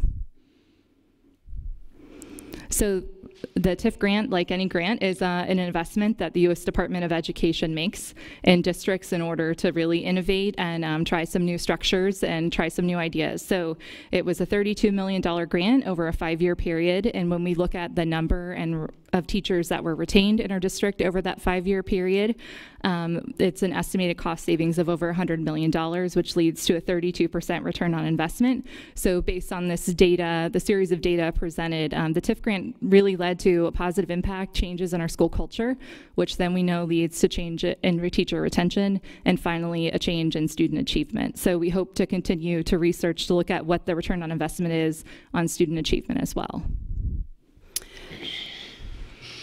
So basically then the discussion then becomes balancing affordability with best practices, with sustainability over time. So the current situation is that we have 24 what we call PDNL specialists that are currently housed in academic services, and then 4 that are housed in professional development and human resources. And then we have 134 teacher leaders in 38 schools at this time. There's already been, through the Career Ladder Committee and the Sustainability Committee, there has been ongoing conversations relative to how schools qualify to receive services, and those discussions have continued, and already there was discussion about reducing the number of teacher leaders relative to the school need. And so what we're looking at for our new structure, there would relative to what the current PD&L specialists are, those total number of positions, we anticipate the same number of positions, and I'm going to talk to you about what the differences are going to be moving forward. And then with the teacher leader positions, which are now going to be referred to as the peer collaborative teachers, that number is going to be reduced to approximately 89 of those. And that decision was made, like I said, quite some time ago. And those schools that were not going to have any of those resources already know that. They've already had that information going, so they know for next year that that's not going to be available.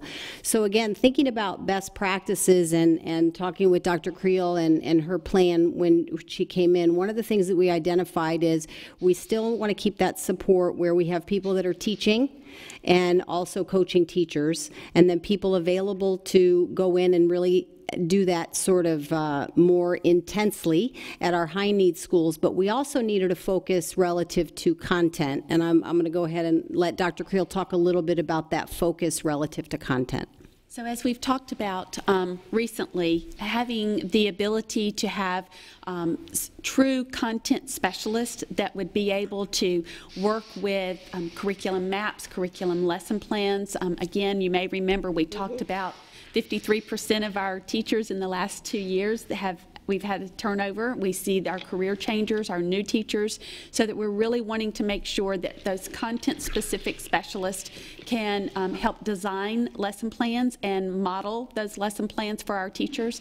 And so that's why we believe that the content specialist, having that focus on finding those teachers that are very adept at whether it be reading, math, science, and social studies, that they, at each grade level, that they would be able to go in and work specifically not only with teachers, but if an administrator had a need, if they're looking at their data, they would know to go in and specifically contact someone around their need. If it's math, we need to make sure that they have a math person that's going in and working with them.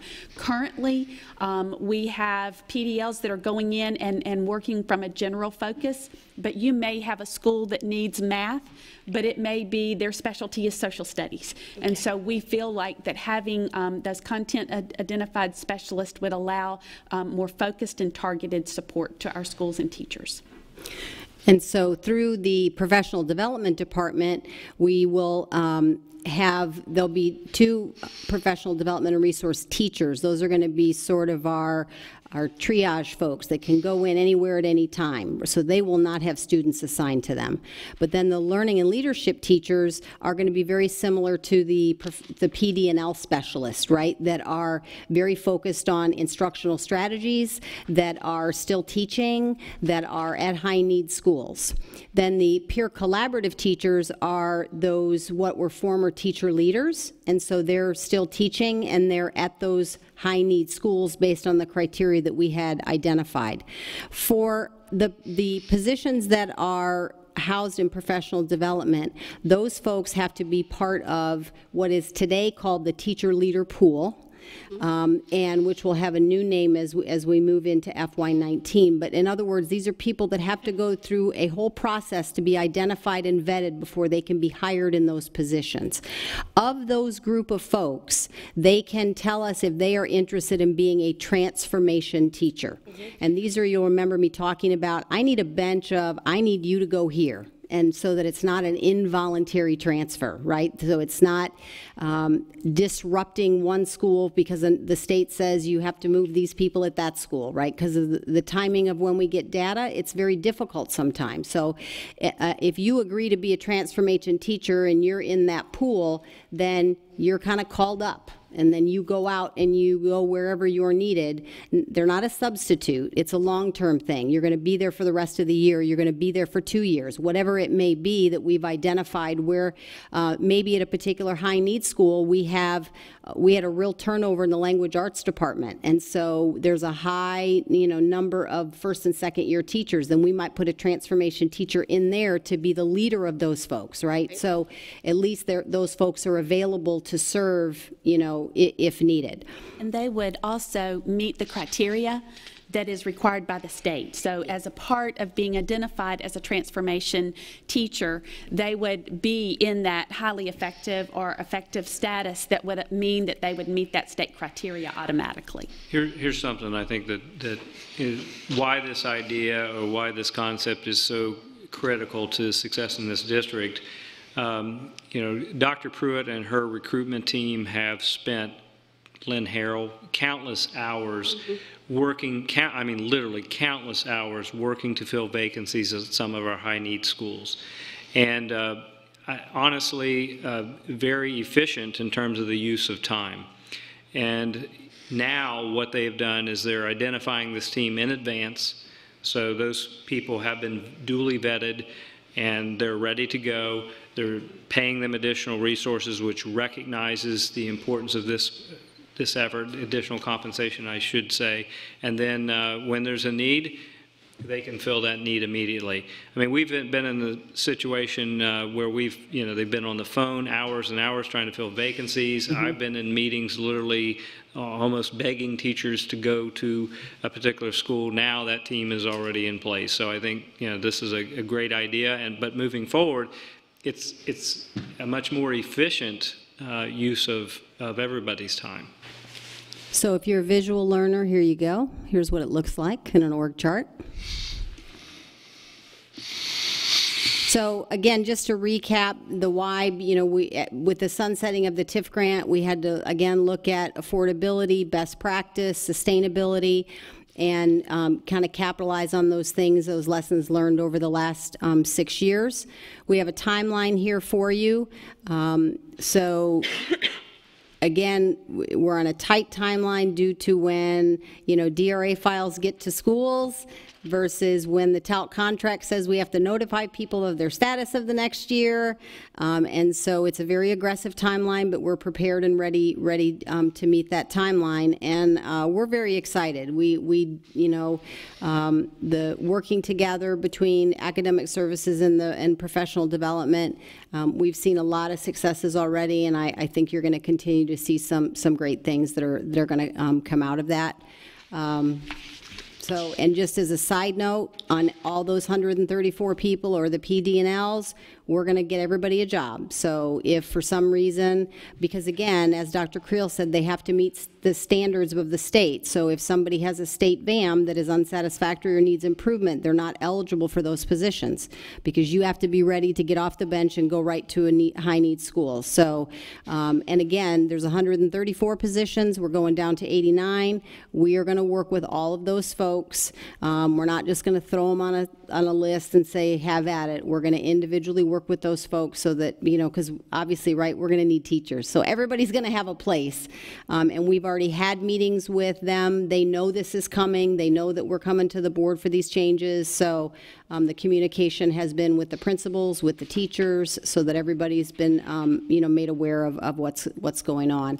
In addition, we just updated some job descriptions: Executive Director of School Support, Coordinator Teaching and Learning, and then instead of having a Director of Turnaround School, a new job description called Director of School Transformation, and that's part of moving in, you know, to the budget process for FY19. But because we know those positions can have impact on schools, we wanted to get a jump on that and not wait till the last minute. So questions? Pam. Mary. Mary? So just going back to the slide where you advertised the new positions, can you explain for the listening audience and for me, when someone is a coach or a teacher leader or a collaborative teacher, they are still teaching, but they are doing coaching with their peers? So currently, we're like reading coaches, math coaches, those are hired at the school site, and some teach, some don't teach. That's basically at the principal's discretion. As it's related to our current positions, the PD&Ls and the teacher leaders, yes, they are teaching. See, those positions will not exist, and at the end of this year, there's no longer a teacher leader position, there's no longer a PD&L position. And so when we say begin advertising new positions, everybody that's currently a teacher leader will need to apply to be a peer collaborative teacher if they choose to do so. And everyone that is a PD&L can be apply to be a content specialist or apply to be a learning and leadership teacher. It's kind of a tongue twister, so. It is. So thank you for asking. Well, so if they're teaching, they have a class of their own, or they do not? No, usually it's a part of the day. It's what percent, Helen, is it? 20%. 20% for the PD&Ls and 50% for the teacher leaders currently. Okay, but then they're not assigned to a class of their own. They're teaching. Okay. I just, because someone asked me that question the other day, and I wanted to. Yeah, for example, if there's two teacher leaders at a school, the two might be assigned a class. Yes. And so one takes it in the morning, the other one takes it in the afternoon. Okay, thank you. Yeah, you're welcome.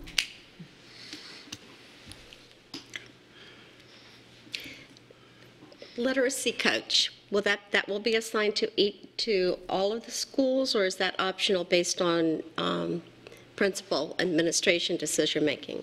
Our restructuring plan, we will have 2 elementary literacy coaches and 2 secondary literacy coaches. Okay. That would be from a district perspective.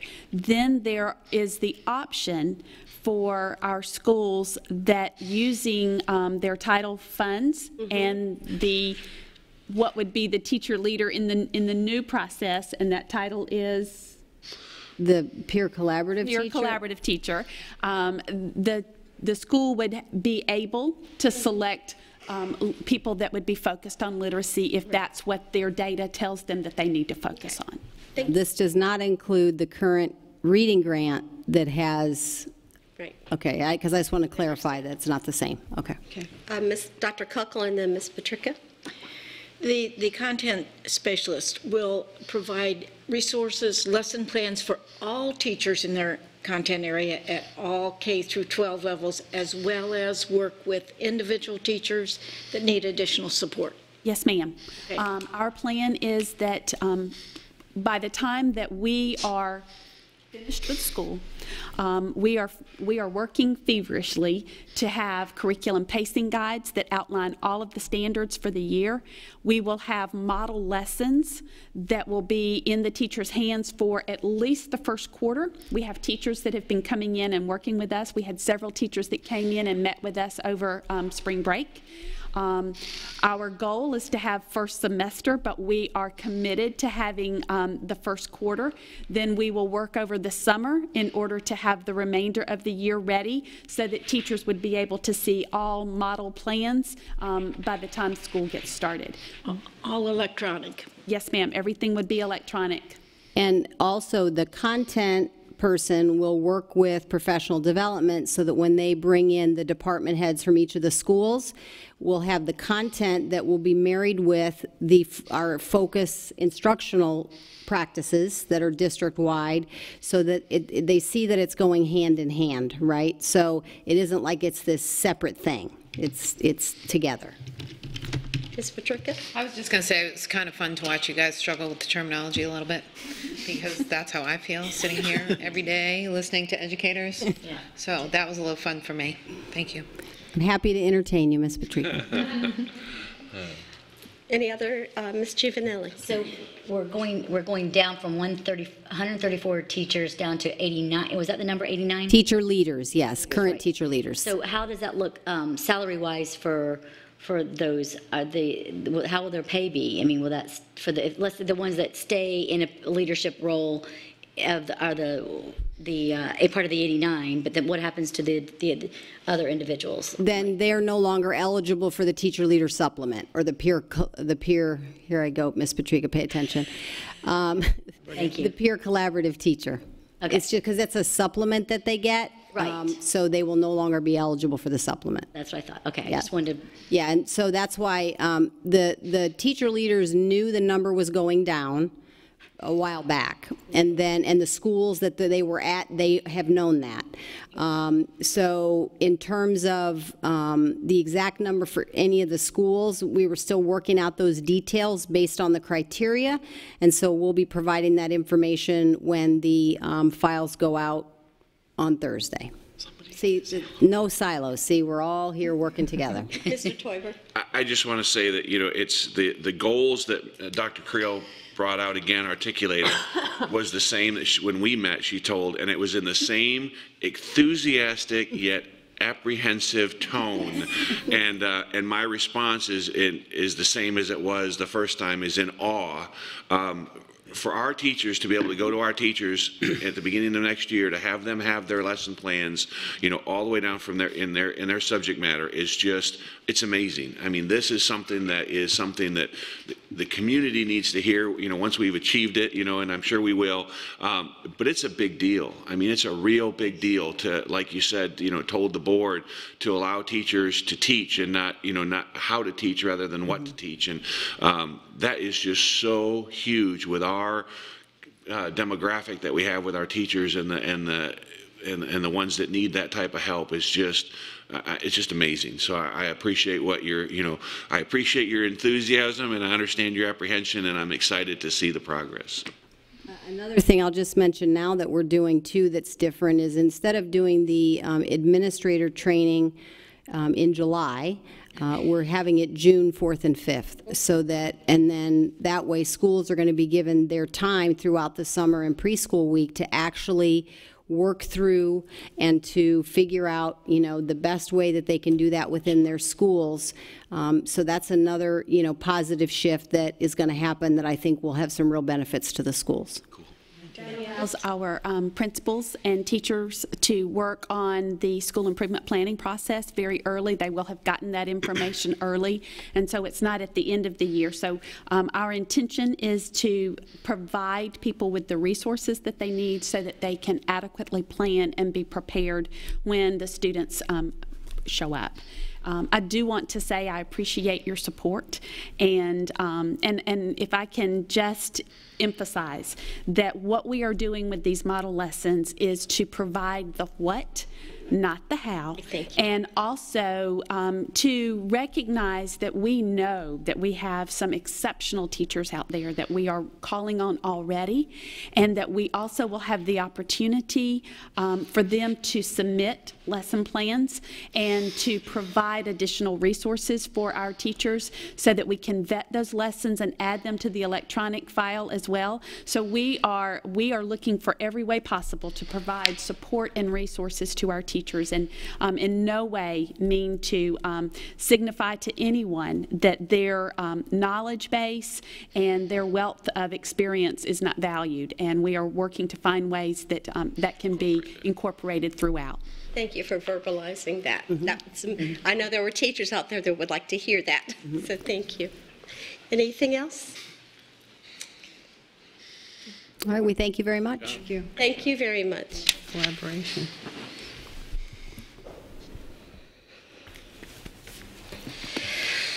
Okay, next is public comment. Do we have any members of the public who wish to make comment at this time? I do not see any hands, so then we will move on to board member comments. And how about Ms. Fisher? May we start with you at this time? Okay. Sure. February 21st, the District Advisory Committee met. Attendance was low, but I attribute that to the continuation of flu season. I just wanted to say that we had a board update, and there were questions regarding the sales tax initiative and also safety and security. We talked a little bit about gun violence statistics, and I also shared with them some of the information that was brought up at the Student Advisory Committee as areas of concern for students, including concerns about bullying, getting along with others, health and sex education, and substance abuse and mental health challenges. Now, that came from the kids prior to all of the attention that we've been getting now into those areas. Ms. McClung also did an activity with the 5 to 10 year long-range strategic plan, and that information rendered a lot of strengths and weaknesses, opportunities, and threats, and that's all available in the DAC minutes on the website. I won't read it to you. So then I attended a reception with the Gulf Coast Symphony, and the business director, Linda Honorvoli, and director Andrew Kurtz were there, and they forged a new partnership with North Fort Myers Academy for the Arts, and they're going to be involving the Academy students in more of the Gulf Coast Symphony exercises and activities publicly. So I thought that was good news, another good community partnership. We talked about voter registration, and there is a high school challenge, and the winner this year is Lehigh High School. 34% of their eligible students have registered to vote, and they'll be getting the trophy on April the 10th. Then, you know, keeping schools safe and SROs, the focus recently in this community has been on mental health, school safety, and gun policy. I have attended several meetings across the community, one being the Minding Your Mind events. Lee Health, Behavioral Health for Children, invited a presentation to a lot of our schools. I think I attended the community conversation at the First Christian Church, and then I attended another session at South Fort Myers High School, and it was pretty amazing to see the response of the students. And I want to thank Lori Brooks and her team for organizing that. Then I attended a Southwest Florida Florida Community Mental Health Symposium at Hodges University, which was sponsored by Dr. Omar Ricci and Elite DNA. And they also are offering services to our schools, and I believe that Ms. Brooks and Ms. Rodriguez are working with their business partner on the feasibility of doing that. And as Carol Green mentioned, yesterday there was a meeting with SalesCare, the Lee County Sheriff's Office, and the school district. And we talked about Baker Acts and sharing of information, and also having an opportunity to get permission from parents to share information in case of an emergency, because that's one thing we realized that we don't have when we give out our code of conduct and our forms for parents to fill out and sign at the beginning of the year. You know, they say whether or not their kid can be photographed, but that they don't say, well, if there's an emergency, you can share information with law enforcement or with hospital or whatever. So also Student Services is working on that. Now, I had sent you guys a memo, and Ms. Patrica had asked me, what do we do to help kids, involving them in self-monitoring their own mental health? So I thought about it, and I thought, well, you know, we're doing a lot of things in some places, and it's not consistent across the district. But I did a little bit of research and came up with the information that I provided to you, and I'm happy to make that available to anybody who's interested in seeing that. And I tried to knit into that what is happening in our schools and who's doing it. So our SROs are extremely important to us, but I think that one of the areas that I emphasized was that we need support for everybody. Everybody in schools, from teachers to the assistants, the school lunch staff, school custodians, et cetera, all have a role in improving the school environment. So school counselors, social workers, psychologists, and nurses have specialized training in prevention and intervention services. And I got a little addition that I'm going to read to you from Lori Brooks. With their master's degree and specialized training, school counselors are uniquely qualified to provide education, prevention, intervention, and referral services to students. And that's kind of like a tier 1, 2, and 3 format.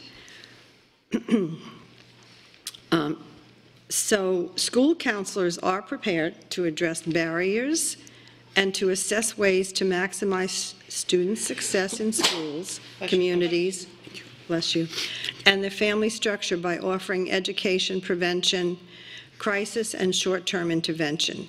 School counselors do and are supposed to provide a comprehensive school counseling program designed to meet the developmental needs of all students. And that fits right in with the Academic Services Department. As a component of this program, school counselors do collaborate with other professionals and community members. So this unique role finds the school counselor as Tier 1 support for the social, emotional development and mental health. Bless you. Thank you. Tier 2 for students who need additional support, and Tier 3 for referrals to community mental health agencies for students who require specific services.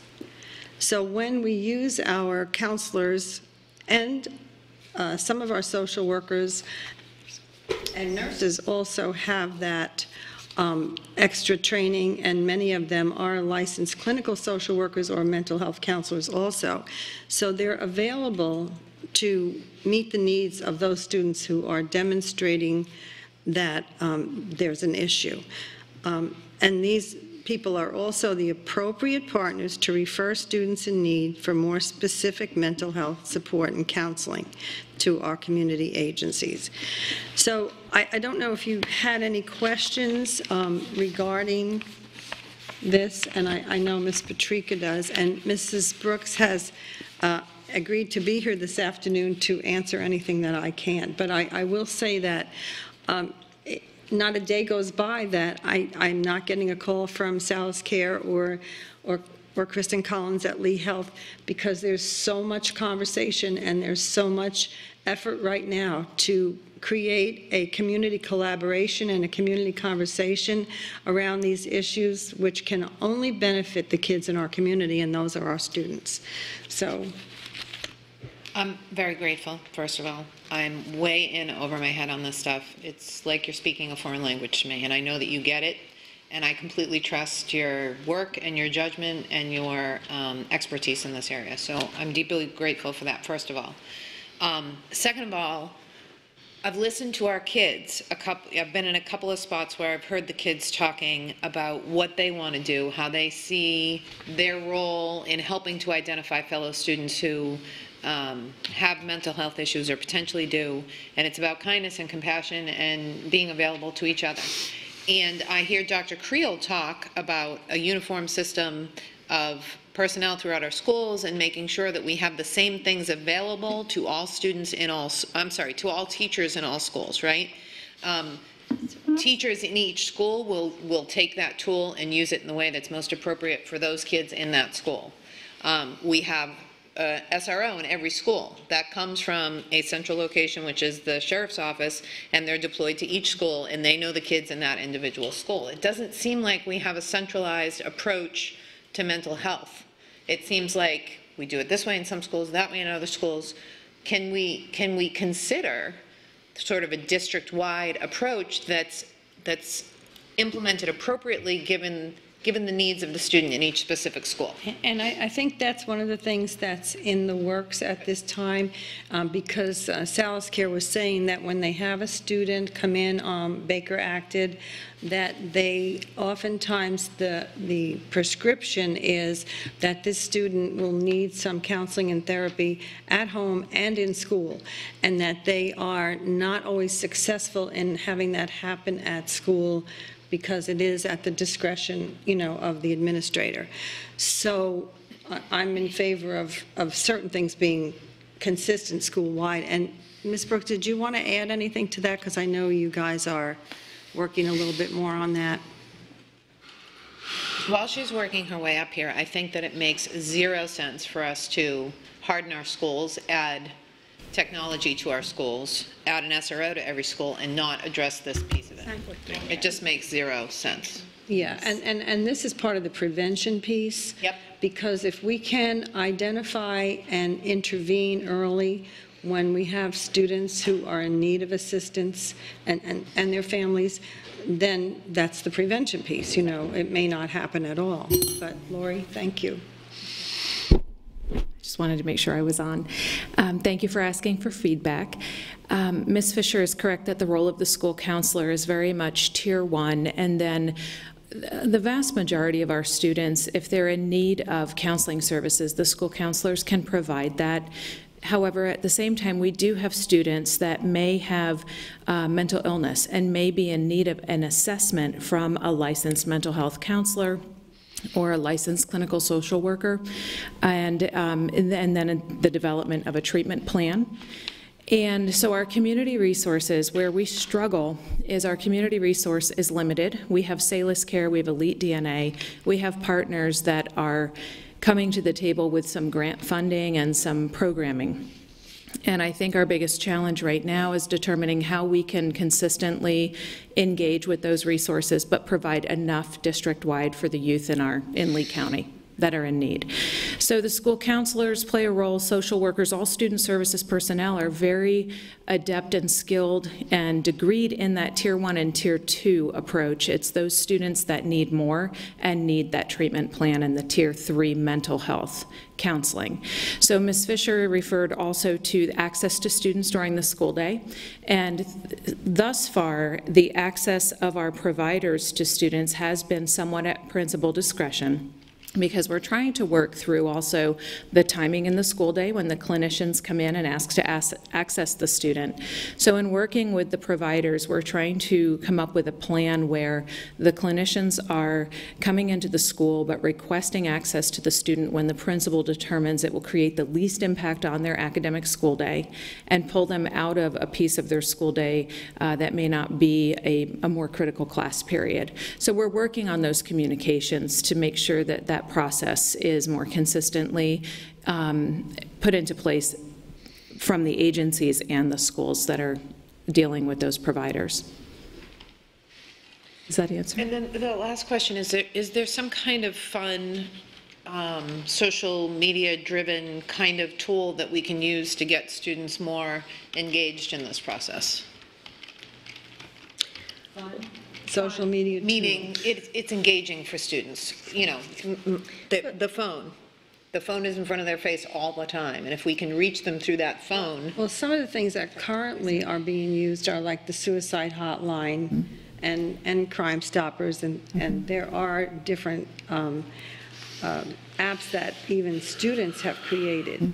I will make an effort to try to get that information and see, you know, what that exactly is, unless you already know, Lori, and how we can advertise that to our kids. We have various apps, as Ms. Fisher referenced, the suicide hotline. There's a text line. And Mr. Dodig, you can probably confirm this. In the most recent bill that was signed by the governor, there's also an app in that language. But I have to review the legislation more thoroughly, whether it's regarding reporting or it's mental health. I think it's a combination, and I think DOE in association with the FDLE is supposed to develop that app, yes. And so that may answer some of the prevention piece and also the students helping us identify for intervention, but also potential for violence. But we have various apps. The suicide one is really important, but I am interested in seeing this app as it's developed through that legislation to see how comprehensive it is, because if we can provide our students basically one primary app, as we have the suicide hotline and the texting feature, that's very helpful. It's a consistent message to students, and if this other app covers these other areas, it might be helpful for us to have those two as the primary. Dr. Kuckel. Thank you for your work on that. I read it, and it's very well researched, very well organized, and articulated very well.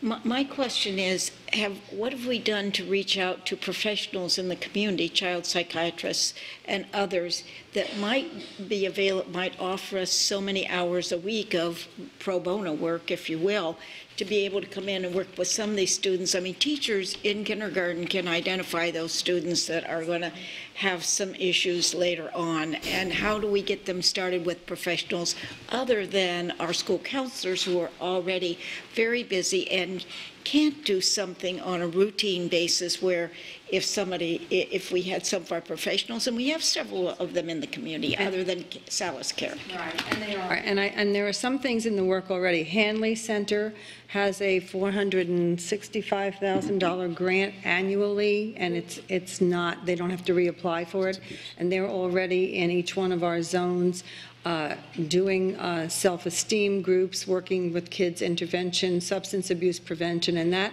initiated through the Drug Free Coalition because there was some money that was picked up by Hanley Center that was going to go to one of the other coalitions, and so they're able to help us here in Lee County by providing those services to the students, along with parenting classes for the parents. So that's important. And then Elite DNA has their proposal to help with therapy in 10 different elementary schools in the district, if all goes well and that's accepted. But is there a master list that we can start drawing from? I mean, I know Dr. Silvers.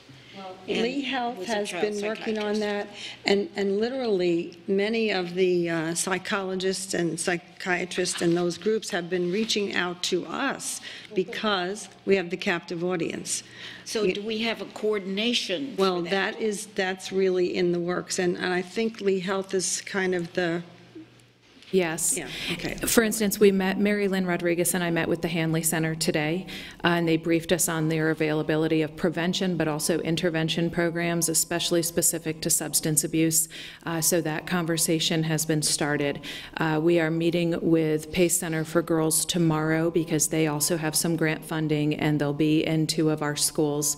We have a meeting on April 4th, I believe it is, with Elite DNA for their grant-funded program. So right now, we're gathering all the information to then brief Dr. Creel and other administrators to determine how we can proceed, because we also need to develop MOUs, and I think we're at a point too where we need to look at systematically through the district, how can we ensure these services being provided are filtered with equitably to our schools, and that's going to be a larger discussion, but very much we're in these conversations. Every few days, we're gathering all the information and getting the players to the table so that we're aware of our community resources as well as anything else we need to develop within the district pending technical assistance from the DOE on this new legislation. And you keep talking about things that are grant funded, but I would think, especially at this time, we can get some professionals to contribute sometime. You know, we do dental exams for kids, and they contribute, the dentists come in and contribute their time. I think we should look at it from that standpoint, too. Thank you. Does the Hanley Center have multiple locations across the state? Ms. Fisher might be able to answer. My understanding from them today is they started this pilot program in Lee County. Right, and they're also located on the East Coast and then somewhere in the Midwest. Weren't they one of the agencies that dropped the ball in Broward? I thought I remembered, the name Hanley Center rings a bell for me. Reading the news coverage, again, it was in the news, doesn't mean it's true, but yeah, we could look into their involvement in I can't Broward. speak to that. Vet them a little, that'd be great. We have been working with them already, Right. so Yes. there's already been a Yes. good working relationship. Yeah, with them. we've been involved with them for, I think this is the 2nd year. Yes, and through our substance abuse program as our alternative to Reassignment to Success Academy. They've been doing that program where students may choose to engage in that program and have 3, they're multi-hour sessions for substance abuse and to work through those challenges. The parents are involved, and if they successfully complete the program, they're considered completers, and then they remain at their school through that time and then beyond, as long as they successfully complete. But they have additional programs that they offered to us today. And sometimes they're not quite sure who to contact, so any help you can provide for mental health resources to connect them to me would be fine. We're really happy to meet with them and see what they have to offer. And I take your suggestion, and thank you. We will begin to pursue that. Great.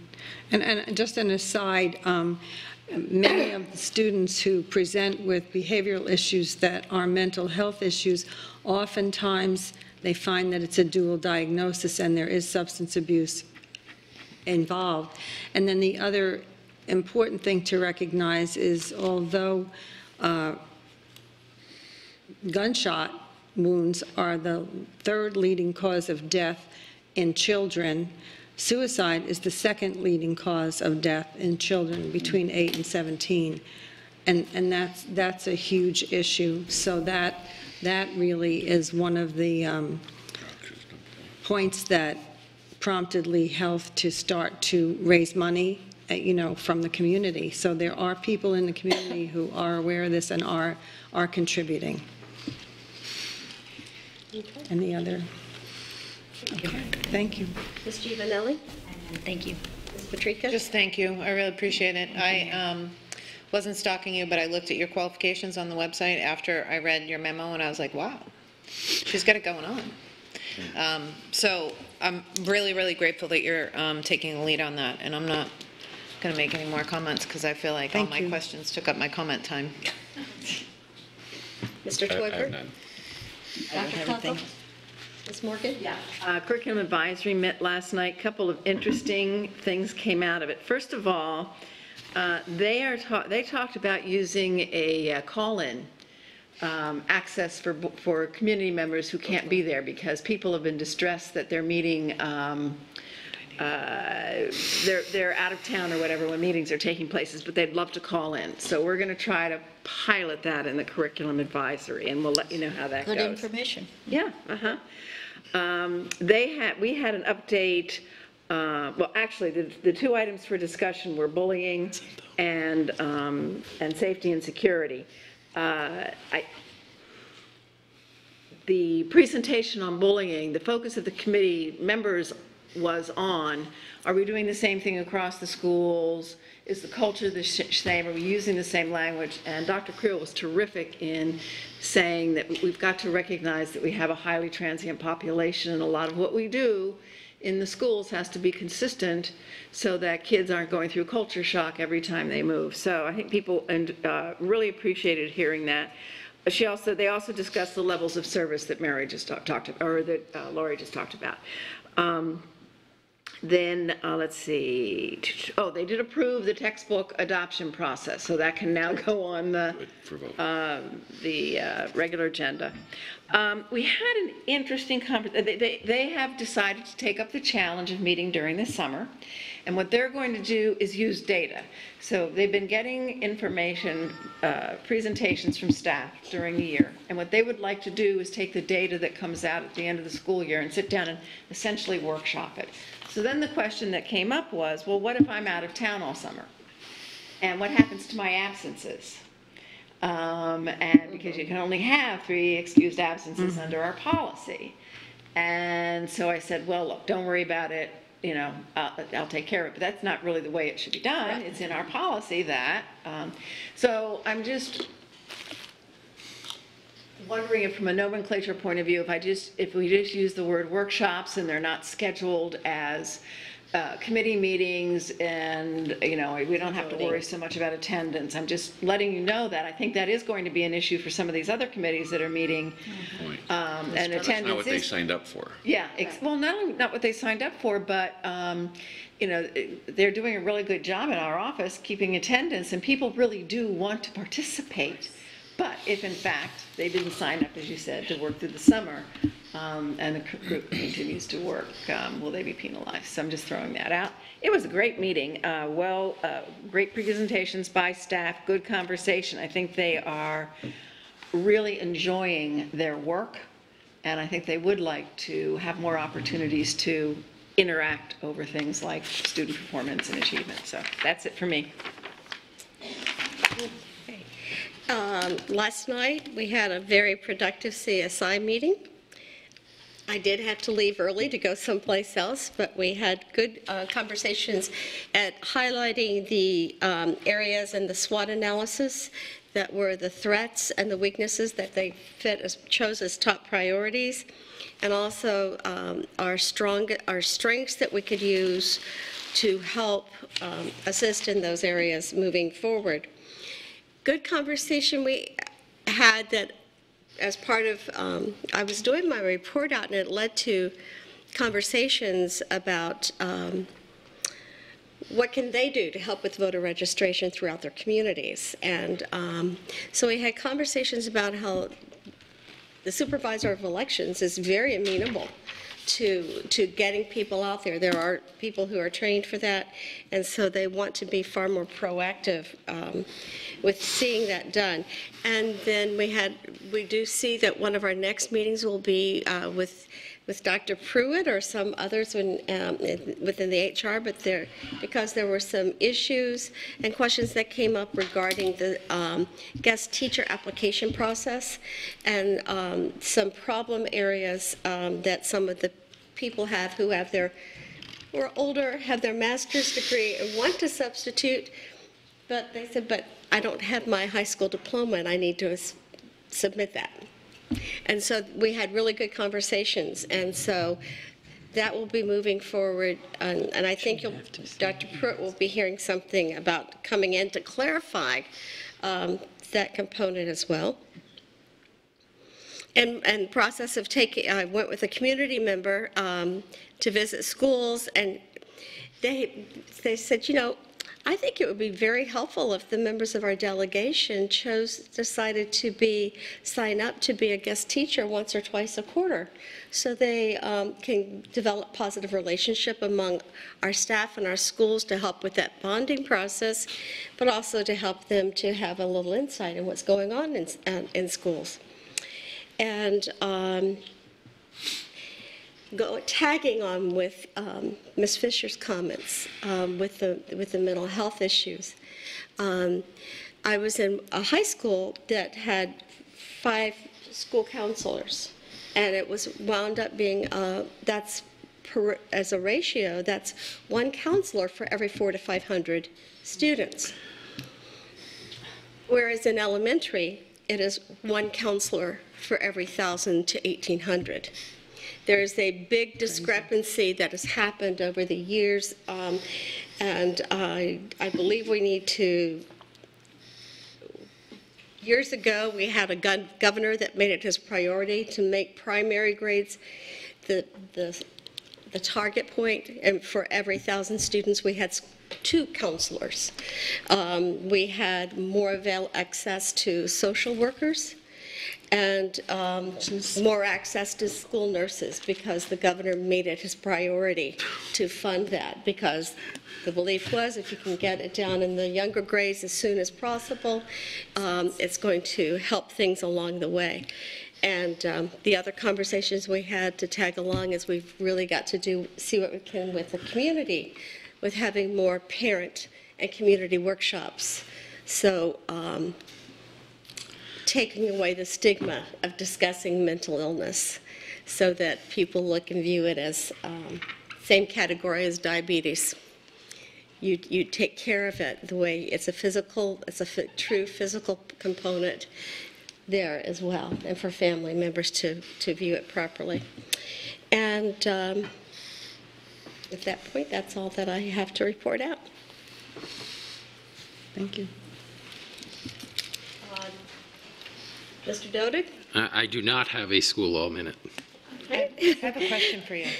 Can we bring voter registration paperwork with us when we're out in the community presenting educational materials on the half-penny sales tax? I'm not aware of any prohibition. What about into a school if I'm addressing faculty? I would be reluctant to provide you an answer without looking into that right now. Thank you. You're welcome. Yeah. And Dr. Atkins? Yeah, I was looking forward to the school law minutes. Where's the school? Ms. Patrica. So, no comments other than to say that if you get an opportunity, if you go on our website, Lauren and her team, and I think this specifically is Adam Wright, put together a really good piece on Bonita Springs High School in terms of the new security measures that will be in place in that school. So you get to see Jeff Estes, Mark Mora, Trey Davis, and others. So if you haven't had a chance to see that, check it out. It's also on our Facebook page. We will see everyone at 5:45. I have a good of the order. Oh, good of the order. Thank you. I am so sorry. So last meeting, I think it was, I complimented Susan and Mary and Jen Schaefer, right, on their record keeping and their hard work making it so that we are above reproach when it comes to record keeping and accuracy. We've talked a lot about data here today. I have a request for you, Ms. Giovanelli, in your interim assessment, is that what we call it? Evaluation. Interim evaluation of the superintendent, there was what appeared to me to be a factually inaccurate quotation from the superintendent. I went back and I looked at board meeting tapes, and I couldn't find that quotation anywhere. So I'd like to request, Dr. Carlin, when are we having a board workshop? That's right, we do need it. April 10th. So I'd like to request if by April 10th, you could either point us in the direction of the date and the timestamp of that quote, or change the public records so that it's accurate and it doesn't reflect an incorrect quotation. Thank you. Correct me if I'm wrong, I believe we're supposed to workshop that evaluation. That's April 10th. April 10th. On the 10th, so we'll be discussing, okay. I'm just asking for an accurate record going into that I workshop. understand. Okay. All right, we will see everyone at 5:45. We're adjourned.